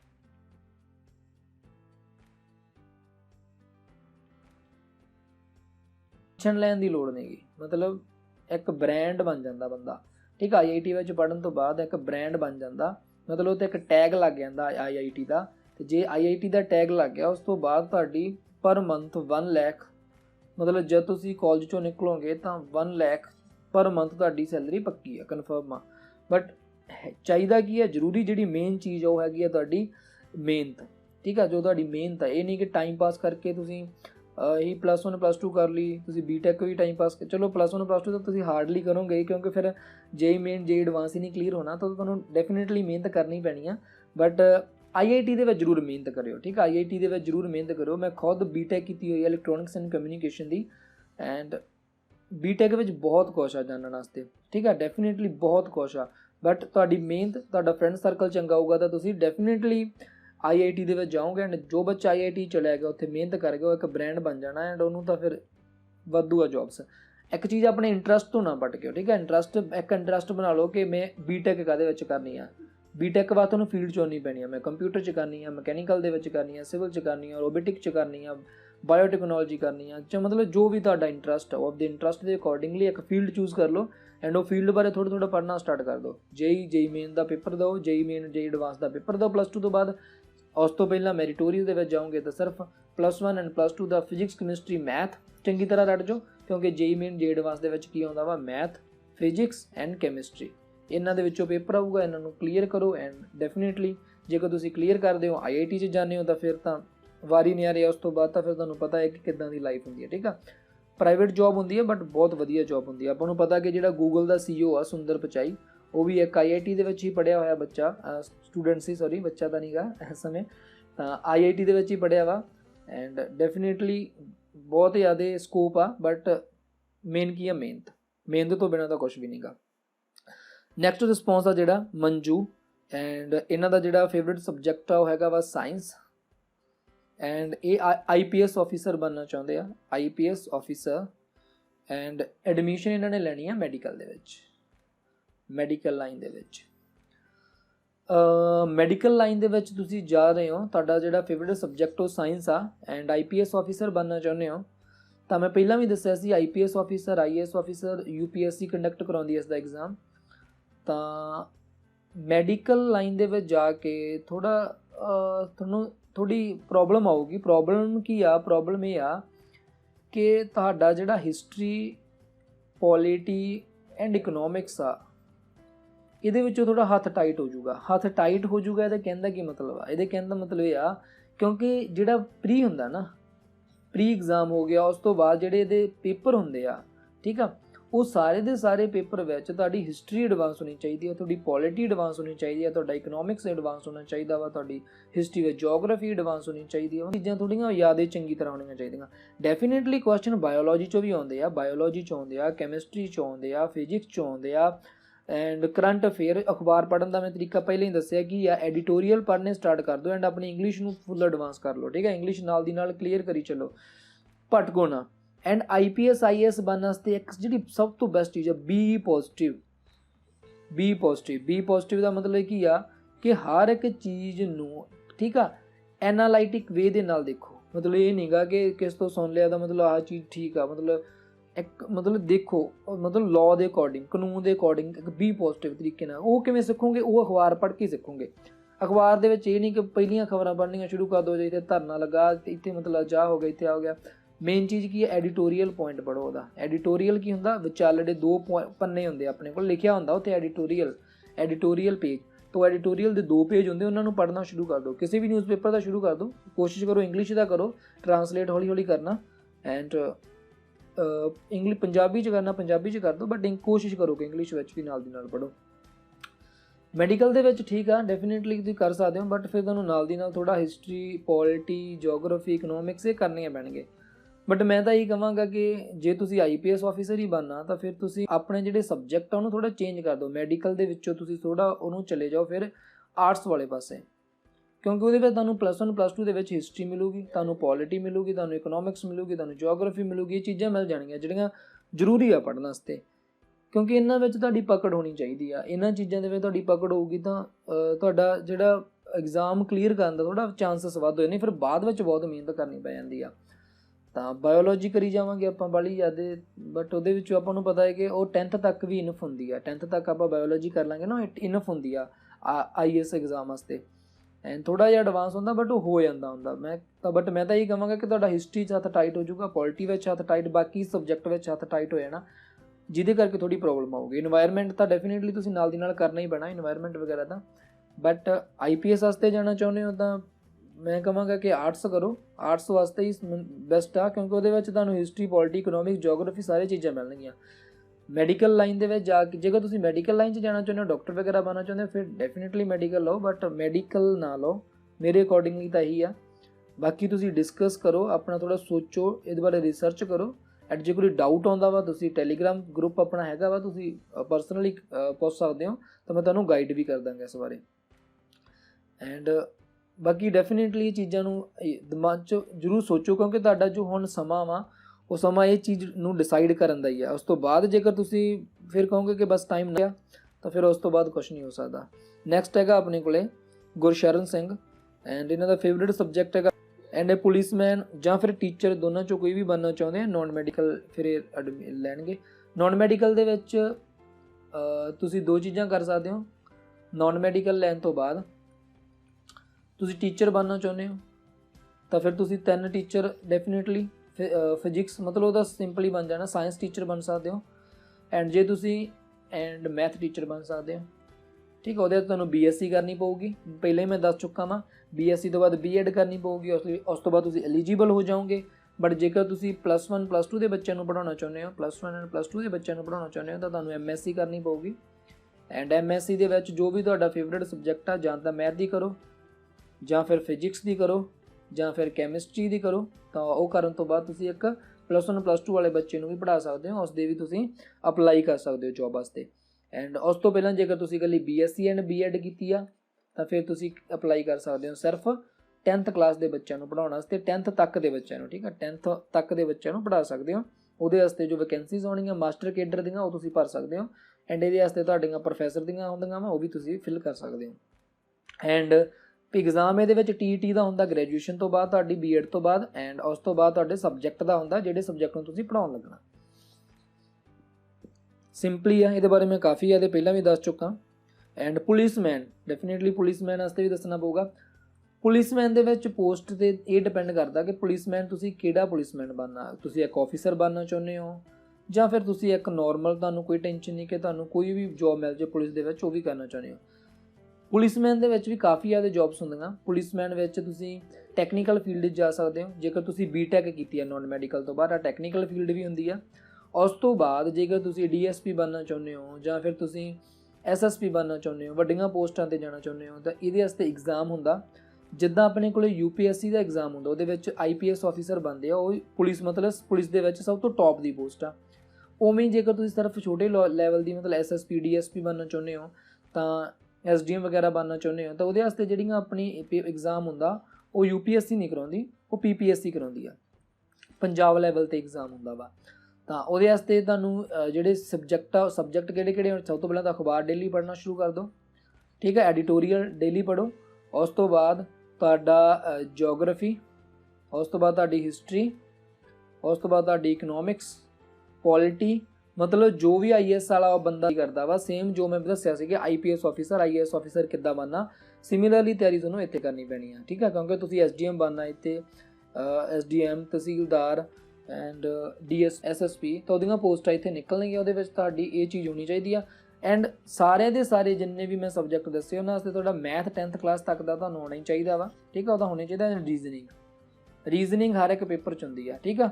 ਸਿਰਫ ਕਿਹਨੂੰ ਛੱਡ ਕੇ, ਜਿਹੜੇ ਤੁਹਾਡੇ JEE ਮੇਨ ਨੂੰ ਛੱਡ ਕੇ ਉਹਦੇ ਵਿੱਚ ਮੈਥ ਜਿਹੜਾ ਤੁਹਾਡਾ ਹੋਊਗਾ ਸਿਰਫ ਮੈਥ ਹੁੰਦਾ, ਰੀਜ਼ਨਿੰਗ ਨਹੀਂ ਹੁੰਦੀ। ਐਂਡ ਤੁਹਾਡਾ ਜੋ ਨੀਟ ਦਾ ਪੇਪਰ ਹੁੰਦਾ ਜਿਨ੍ਹਾਂ ਨੇ ਮੈਡੀਕਲ ਲਾਈਨ 'ਚ ਆਉਣਾ ਉਹਦੇ ਵਿੱਚ ਕੋਈ ਵੀ ਰੀਜ਼ਨਿੰਗ ਨਹੀਂ ਹੁੰਦੀ। ਬਾਕੀ ਜਿਹੜੀਆਂ ਜੌਬਸ ਦੇ ਪੇਪਰ ਹੁੰਦੇ ਉਹਨਾਂ ਵਿੱਚ ਰੀਜ਼ਨਿੰਗ ਐਂਡ ਮੈਥ ਕੰਪਲਸਰੀ ਹੁੰਦਾ, ਉਹ 'ਚ ਤਾਂ ਬਹੁਤ ਜ਼ਰੂਰੀ ਹੁੰਦਾ ਵਾ। ਉਸ ਤੋਂ ਬਾਅਦ ਨੈਕਸਟ ਰਿਸਪੌਂਸ ਦੇਖਦੇ ਹਾਂ। ਹਰਮਨ ਐਂਡ ਇਹਨਾਂ ਦਾ favourite subject math and science ਹੈ ਐਂਡ ਟੀਚਰ ਬਣਨਾ ਚਾਹੁੰਦੇ। ਸੇਮ ਚੀਜ਼ ਜੋ ਮੈਂ ਦੱਸ ਕੇ ਹਟਿਆ ਵਾਂ, ਤਾਂ ਤੁਹਾਡਾ ਜੋ ਆਨਸਰ ਹੋਊਗਾ ਉਹ ਇੱਥੋਂ ਹੀ ਤੁਹਾਨੂੰ ਆਨਸਰ ਮਿਲ ਗਿਆ ਹੋਊਗਾ। ਇਸ ਤੋਂ ਬਾਅਦ ਆ Karanveer and science and English favourite subject and doctor ਬਣਨਾ ਚਾਹੁੰਦੇ ਆ। ਸਾਇੰਸ ਐਂਡ ਇੰਗਲਿਸ਼ ਆ ਤਾਂ ਡੈਫੀਨੇਟਲੀ ਤੁਹਾਡੇ 2 ਸਬਜੈਕਟ ਆ ਜਿਹੜੇ ਤੁਹਾਨੂੰ ਬੈਨੀਫਿਟ ਹੀ ਦੇਣਗੇ। ਤਾਂ ਡਾਕਟਰ ਵਾਸਤੇ ਮੈਂ ਪਹਿਲਾਂ ਹੀ ਦੱਸ ਚੁੱਕਾ ਵਾਂ, ਤੁਹਾਡਾ ਨੀਟ ਦਾ ਐਗਜ਼ਾਮ ਹੋਊਗਾ +2 ਤੋਂ ਬਾਅਦ, ਤੁਹਾਨੂੰ ਉਹ ਕਲੀਅਰ ਹੀ ਕਰਨਾ ਪਊਗਾ। ਕਲੀਅਰ ਕਰਨ ਤੋਂ ਬਾਅਦ ਤੁਹਾਡੀ MBBS ਦੇ ਵਿੱਚ ਐਡਮਿਸ਼ਨ ਹੋ ਜਾਊਗੀ, ਜਿੰਨੇ ਤੁਹਾਡੇ ਨੰਬਰ ਆਉਣਗੇ ਉਸ ਦੇ ਅਕੋਰਡਿੰਗ, ਐਂਡ ਤੁਸੀਂ ਡਾਕਟਰ ਬਣ ਜਾਓਗੇ। ਤਾਂ ਉਸ ਕੀ ਕਰਨਾ ਪਵੇਗਾ, ਫਿਜ਼ਿਕਸ ਕੈਮਿਸਟਰੀ ਐਂਡ ਬਾਇਓਲੋਜੀ, ਇਹਨਾਂ ਤਿੰਨਾਂ ਵਿੱਚ ਫੁੱਲ ਮਿਹਨਤ ਕਰੋ। ਇਹਨਾਂ ਤਿੰਨਾਂ ਦੇ ਵਿੱਚੋਂ ਤੁਹਾਡਾ ਨੀਟ ਦਾ ਪੇਪਰ ਹੋਊਗਾ। ਨੀਟ ਦੇ ਪੇਪਰ 'ਚ ਵਧੀਆ ਨੰਬਰ ਲੈ ਕੇ, ਜੋ ਆਲ ਇੰਡੀਆ ਲੈਵਲ ਦੇ ਪੇਪਰ ਹੁੰਦਾ ਵਾ ਉਹਦੇ ਵਿੱਚ ਵਧੀਆ ਨੰਬਰ ਆਉਣਗੇ ਤਾਂ MBBS ਦੇ ਵਿੱਚ ਐਡਮਿਸ਼ਨ, ਐਂਡ ਉਸ ਤੋਂ ਬਾਅਦ ਤੁਸੀਂ ਡਾਕਟਰ ਬਣ ਸਕਦੇ ਹੋ। ਐਂਡ ਨੈਕਸਟ ਆਪਣੇ ਕੋਲ ਹੈਗਾ Sumit, science and math favourite subject ਆ, ਡਾਕਟਰ ਬਣਨਾ ਚਾਹੁੰਦੇ, ਮੈਡੀਕਲ ਲਾਈਨ 'ਚ ਜਾਣਾ ਵਾ। ਸੇਮ ਚੀਜ਼ ਮਤਲਬ ਪਹਿਲਾਂ ਹੀ ਦੱਸ ਚੁੱਕਾ। And Simranjeet mathematics favourite subject ਆ, ਮੈਥ ਦੇ ਟੀਚਰ ਬਣਨਾ ਚਾਹੁੰਦੇ ਆ। ਮੈਂ ਪਹਿਲਾਂ ਹੀ ਇਹ ਚੀਜ਼ ਬਾਰੇ ਡਿਸਕਸ ਕਰ ਚੁੱਕਾ ਵਾਂ। +1 ਨੋਨ ਮੈਡੀਕਲ ਦੇ ਵਿੱਚ ਤੁਸੀਂ ਐਡਮਿਸ਼ਨ ਲੈਣੀ ਆ। ਨੋਨ ਮੈਡੀਕਲ ਦੇ ਵਿੱਚ ਮੈਥ ਵਧੀਆ ਤਰੀਕੇ ਨਾਲ ਪੜ੍ਹੋ। 10th ਦੇ ਵਿੱਚ ਵੀ ਚੰਗੀ ਤਰ੍ਹਾਂ, +1 ਦੇ ਵਿੱਚ ਵੀ, ਤਿੰਨਾਂ ਦੇ ਵਿੱਚ ਮੈਥ ਨੂੰ ਫੁੱਲ ਚੰਗੀ ਤਰ੍ਹਾਂ ਪੜ੍ਹੋ। ਐਂਡ ਉਸ ਤੋਂ ਬਾਅਦ ਕੀ ਕਰੋ ਕਿ ਤੁਹਾਡਾ BSc ਵਿੱਚ ਐਡਮਿਸ਼ਨ ਹੋ ਜਾਵੇਗੀ। BSc ਵਿੱਚ ਐਡਮਿਸ਼ਨ ਹੋਣ ਤੋਂ ਬਾਅਦ ਤੁਹਾਡੀ B.Ed ਹੋਵੇਗੀ। 3 ਸਾਲ ਦੀ BSc ਹੁੰਦੀ ਆ, 2 ਸਾਲ ਦੀ B.Ed ਹੁੰਦੀ ਆ। 5 ਸਾਲ ਤੋਂ ਬਾਅਦ ਫਿਰ ਤੁਹਾਨੂੰ TET ਦਾ ਪੇਪਰ ਦੇਣਾ ਪੈਣਾ। ਜਦੋਂ ਪੇਪਰ ਕਲੀਅਰ ਹੋ ਗਿਆ, ਫਿਰ ਜਦੋਂ ਵੀ ਸਰਕਾਰ ਵੈਕੈਂਸੀਜ਼ ਕੱਢੂਗੀ ਤਾਂ ਤੁਸੀਂ ਅਪਲਾਈ ਕਰੋ। ਤੁਹਾਡਾ ਜਿਹੜਾ ਵੀ ਸਬਜੈਕਟ ਆ, ਜਿਵੇਂ ਮੈਥ ਆ ਤਾਂ ਮੈਥ ਦਾ ਪੇਪਰ ਹੋਊਗਾ, ਐਂਡ ਤੁਸੀਂ ਉਸ ਨੂੰ ਕਲੀਅਰ ਕਰਦੇ ਹੋ ਤਾਂ ਤੁਹਾਡੀ ਜੌਬ ਲੱਗ ਜਾਵੇਗੀ math as a math teacher, ਠੀਕ ਆ। ਤਾਂ ਟੀਚਰ ਵਾਸਤੇ ਤਾਂ ਆਪਾਂ ਕਾਫੀ ਡਿਸਕਸ਼ਨ ਕਰ ਲਈ। ਫਿਰ ਵੀ ਕੋਈ ਡਾਊਟ ਤੁਹਾਡੇ ਮਨ 'ਚ ਰਹਿ ਜਾਂਦਾ ਤਾਂ ਤੁਸੀਂ ਮੈਨੂੰ ਦੱਸ ਦਿਓ, ਆਪਾਂ ਉਸ ਨੂੰ ਵੀ ਚੰਗੀ ਤਰ੍ਹਾਂ ਕਲੀਅਰ ਕਰ ਲਾਂਗੇ, ਜੋ ਵੀ ਤੁਹਾਡਾ ਡਾਊਟ ਹੋਊਗਾ ਇਸ ਚੀਜ਼ ਦੇ ਰਿਗਾਰਡਿੰਗ। ਉਸ ਤੋਂ ਬਾਅਦ ਆਪਾਂ ਨੈਕਸਟ ਦੇਖਦੇ ਹਾਂ ਕਿਹੜਾ ਰਿਸਪੌਂਸ ਆ। 16th ਹੈਗਾ ਵਾ ਰਮਨਪ੍ਰੀਤ ਕੌਰ, ਇਹਨਾਂ ਦਾ ਫੇਵਰੇਟ ਸਬਜੈਕਟ ਸਾਇੰਸ ਦੇ ਆ, physics chemistry and biology, and want to go in medical field to become a doctor, ਠੀਕ ਆ। ਐਂਡ +1 ਦੇ ਵਿੱਚ ਮੈਡੀਕਲ ਸਟਰੀਮ ਦੇ ਵਿੱਚ ਐਡਮਿਸ਼ਨ ਲੈਣਾ ਚਾਹੁੰਦੇ ਆ, ਠੀਕ ਆ। ਮੈਡੀਕਲ ਲਾਈਨ ਦੇ ਵਿੱਚ ਐਡਮਿਸ਼ਨ ਡੈਫੀਨੇਟਲੀ ਲੈਣੀ ਪੈਣੀ, ਕਿਉਂਕਿ ਜੇ ਤੁਸੀਂ ਡਾਕਟਰ ਦੇ ਵਿੱਚ ਜਾਣਾ ਚਾਹੁੰਦੇ ਹੋ ਤਾਂ ਤੁਹਾਡੀ ਬਾਇਓਲੋਜੀ ਵਧੀਆ ਹੋਣੀ ਚਾਹੀਦੀ ਆ। ਐਂਡ ਬਾਇਓਲੋਜੀ ਤੋਂ ਬਾਅਦ ਮੈਂ ਕਿਹਾ ਸੀ ਨੀਟ ਦਾ ਤੁਹਾਡਾ ਪੇਪਰ ਹੋਊਗਾ +2 ਤੋਂ ਬਾਅਦ। ਉਹਦੇ ਵਿੱਚ ਕੀ ਹੁੰਦਾ ਕਿ ਫਿਜ਼ਿਕਸ ਕੈਮਿਸਟਰੀ ਬਾਇਓਲੋਜੀ ਦਾ ਤਿੰਨਾਂ ਦਾ ਪੇਪਰ ਹੋਊਗਾ, ਫਿਜ਼ਿਕਸ ਕੈਮਿਸਟਰੀ ਐਂਡ ਬਾਇਓਲੋਜੀ। ਤਾਂ ਇਹਨਾਂ ਤਿੰਨਾਂ ਦੇ ਵਿੱਚੋਂ ਤੁਹਾਡਾ ਪੇਪਰ ਆਊਗਾ, ਉਸ ਨੂੰ ਕਲੀਅਰ ਕਰਨ ਤੋਂ ਬਾਅਦ ਹੀ ਤੁਹਾਨੂੰ MBBS ਦੇ ਵਿੱਚ ਐਡਮਿਸ਼ਨ ਮਿਲੇਗੀ। ਇਹ ਨਹੀਂ ਕਿ ਇਹ ਤੋਂ ਬਿਨਾਂ ਨਹੀਂ ਮਿਲੇਗੀ, ਮਿਲ ਜਾਂਦੀ ਹੈ, ਡੋਨੇਸ਼ਨ ਦੇਣੀ ਪੈਂਦੀ ਹੈ, ਤਾਂ ਖਰਚੇ ਬਹੁਤ ਜ਼ਿਆਦਾ ਹੋ ਜਾਂਦੇ ਆ। ਬਟ ਤੁਸੀਂ ਕੋਸ਼ਿਸ਼ ਕਰੋ ਕਿ ਤੁਹਾਡਾ ਨੀਟ ਕਲੀਅਰ ਹੋ ਜਾਏ ਐਂਡ ਡੈਫੀਨੇਟਲੀ ਤੁਹਾਨੂੰ ਇੱਕ ਵਧੀਆ ਕਾਲਜ ਮਿਲੇ, ਉਸ ਤੋਂ ਬਾਅਦ ਤੁਸੀਂ ਡਾਕਟਰ ਬਣ ਜਾਓਗੇ। ਉਸ ਤੋਂ ਬਾਅਦ ਨੈਕਸਟ ਰਿਸਪੌਂਸ ਹੈਗਾ ਸੋਨੀਆ, SST ਫੇਵਰੇਟ ਸਬਜੈਕਟ ਆ, ਐਂਡ ਮਲਟੀਨੈਸ਼ਨਲ ਕੰਪਨੀ ਦੇ ਵਿੱਚ ਕਿਸੇ ਜੌਬ ਕਰਨਾ ਚਾਹੁੰਦੇ ਹਨ। ਕਾਮਰਸ ਦੇ ਵਿੱਚ ਇਹਨਾਂ ਨੇ ਐਡਮਿਸ਼ਨ ਲੈਣੀ ਹੈ। ਦੇਖੋ ਤੁਹਾਡਾ ਸਾਰਾ ਕੁਛ ਹੀ ਵਿਗੜਿਆ ਜਿਹਾ ਪਿਆ। ਦੇਖੋ SST ਤੁਹਾਡਾ ਫੇਵਰੇਟ ਸਬਜੈਕਟ ਆ, ਐਡਮਿਸ਼ਨ ਲੈਣੀ ਆ ਤੁਸੀਂ ਕਾਮਰਸ ਦੇ ਵਿੱਚ, ਐਂਡ ਜੌਬ ਕਰਨੀ ਆ ਮਲਟੀਨੈਸ਼ਨਲ ਕੰਪਨੀ ਦੇ ਵਿੱਚ, ਠੀਕ ਆ। ਤਾਂ ਫੇਵਰੇਟ ਸਬਜੈਕਟ ਤੁਹਾਡੇ +1 ਦੀ ਐਡਮਿਸ਼ਨ ਦੇ ਵਿੱਚ ਜੋ ਤੁਸੀਂ ਸਬਜੈਕਟ ਚੂਜ਼ ਕਰ ਰਹੇ ਹੋ ਉਹਦੇ ਨਾਲ ਤਾਂ ਮੈਚ ਹੀ ਨਹੀਂ ਕਰ ਰਿਹਾ ਪਹਿਲਾਂ ਤਾਂ, ਠੀਕ ਆ। ਤਾਂ SST ਤੁਹਾਡਾ ਜੇ ਫੇਵਰੇਟ ਆ, ਫਿਰ ਤੁਸੀਂ ਕਾਮਰਸ ਕਿਉਂ ਕਰ ਰਹੇ ਹੋ? ਐਂਡ ਜੇਕਰ ਤੁਸੀਂ ਕਾਮਰਸ ਕਰ ਰਹੇ ਹੋ ਤਾਂ ਫਿਰ ਤੁਹਾਡਾ SST ਫੇਵਰੇਟ ਨਹੀਂ ਹੋਣਾ ਚਾਹੀਦਾ, ਕਿਉਂਕਿ ਕਾਮਰਸ ਦੇ ਵਿੱਚ ਤਾਂ SST ਹੋਣੀ ਨਹੀਂ ਤੁਹਾਡੀ। ਕਾਮਰਸ ਦੇ ਵਿੱਚ ਤਾਂ ਤੁਹਾਡਾ ਅਕਾਊਂਟ ਹੋਊਗਾ, ਉਸ ਤੋਂ ਬਾਅਦ ਤੁਹਾਡੀ ਅਕਾਊਂਟਿੰਗ ਹੋਊਗੀ, ਉਸ ਤੋਂ ਬਾਅਦ ਤੁਹਾਡਾ ਬਿਜ਼ਨਸ ਹੋਊਗਾ, ਉਸ ਤੋਂ ਬਾਅਦ ਇਕਨੋਮਿਕਸ ਹੋਊਗਾ, ਮਾਈਕਰੋ ਇਕਨੋਮਿਕਸ, ਠੀਕ ਆ। But SST favourite and commerce ਵਿੱਚ ਐਡਮਿਸ਼ਨ ਲੈਣੀ ਹੈ ਨਾ, ਮਲਟੀਨੈਸ਼ਨਲ ਕੰਪਨੀ ਦੇ ਵਿੱਚ ਜੌਬ ਕਰਨੀ ਆ।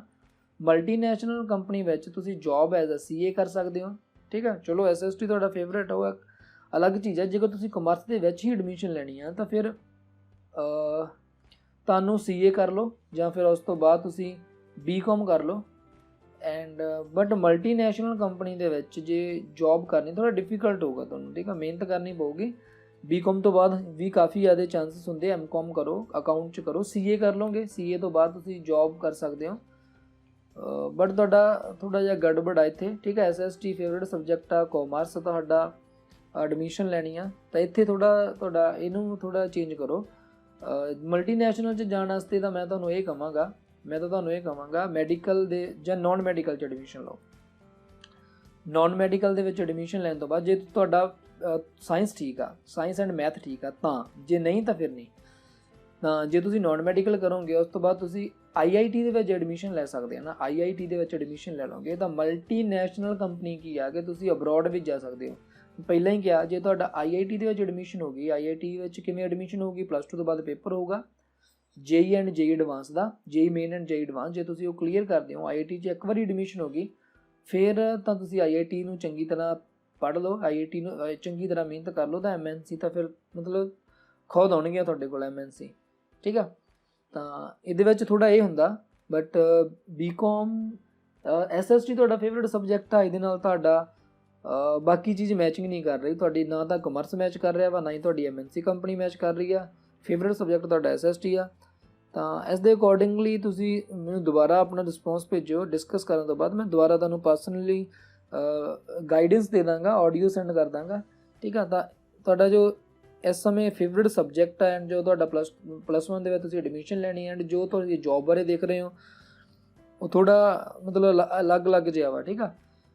ਤਾਂ ਫੇਵਰੇਟ ਸਬਜੈਕਟ ਕੋਈ ਹੋਰ ਦੇਖੋ ਤੁਹਾਡਾ, ਹੋਰ ਤਾਂ ਨਹੀਂ ਕਿ ਫੇਵਰੇਟ ਸਬਜੈਕਟ, ਕਿਉਂਕਿ ਕਾਮਰਸ ਦੇ ਨਾਲ ਤੋਂ ਬਿਲਕੁਲ ਹੀ ਮੈਚ ਨਹੀਂ ਕਰ ਰਿਹਾ। MNC ਕੰਪਨੀ ਵਿੱਚ ਤੁਸੀਂ HR 'ਚ ਜਾ ਸਕਦੇ ਹੋ, HR ਦੇ ਵਿੱਚ ਜਾ ਸਕਦੇ ਹੋ, ਠੀਕ ਆ। HR ਦੇ ਵਿੱਚ ਜਾਣਾ ਤੁਹਾਨੂੰ MBA ਕਰਨੀ ਪੈਂਦੀ ਹੁੰਦੀ ਆ। ਤੁਹਾਨੂੰ ਕੀ ਕਰਨੀ ਪੈਣੀ, MBA ਕਰਨੀ ਪੈਣੀ।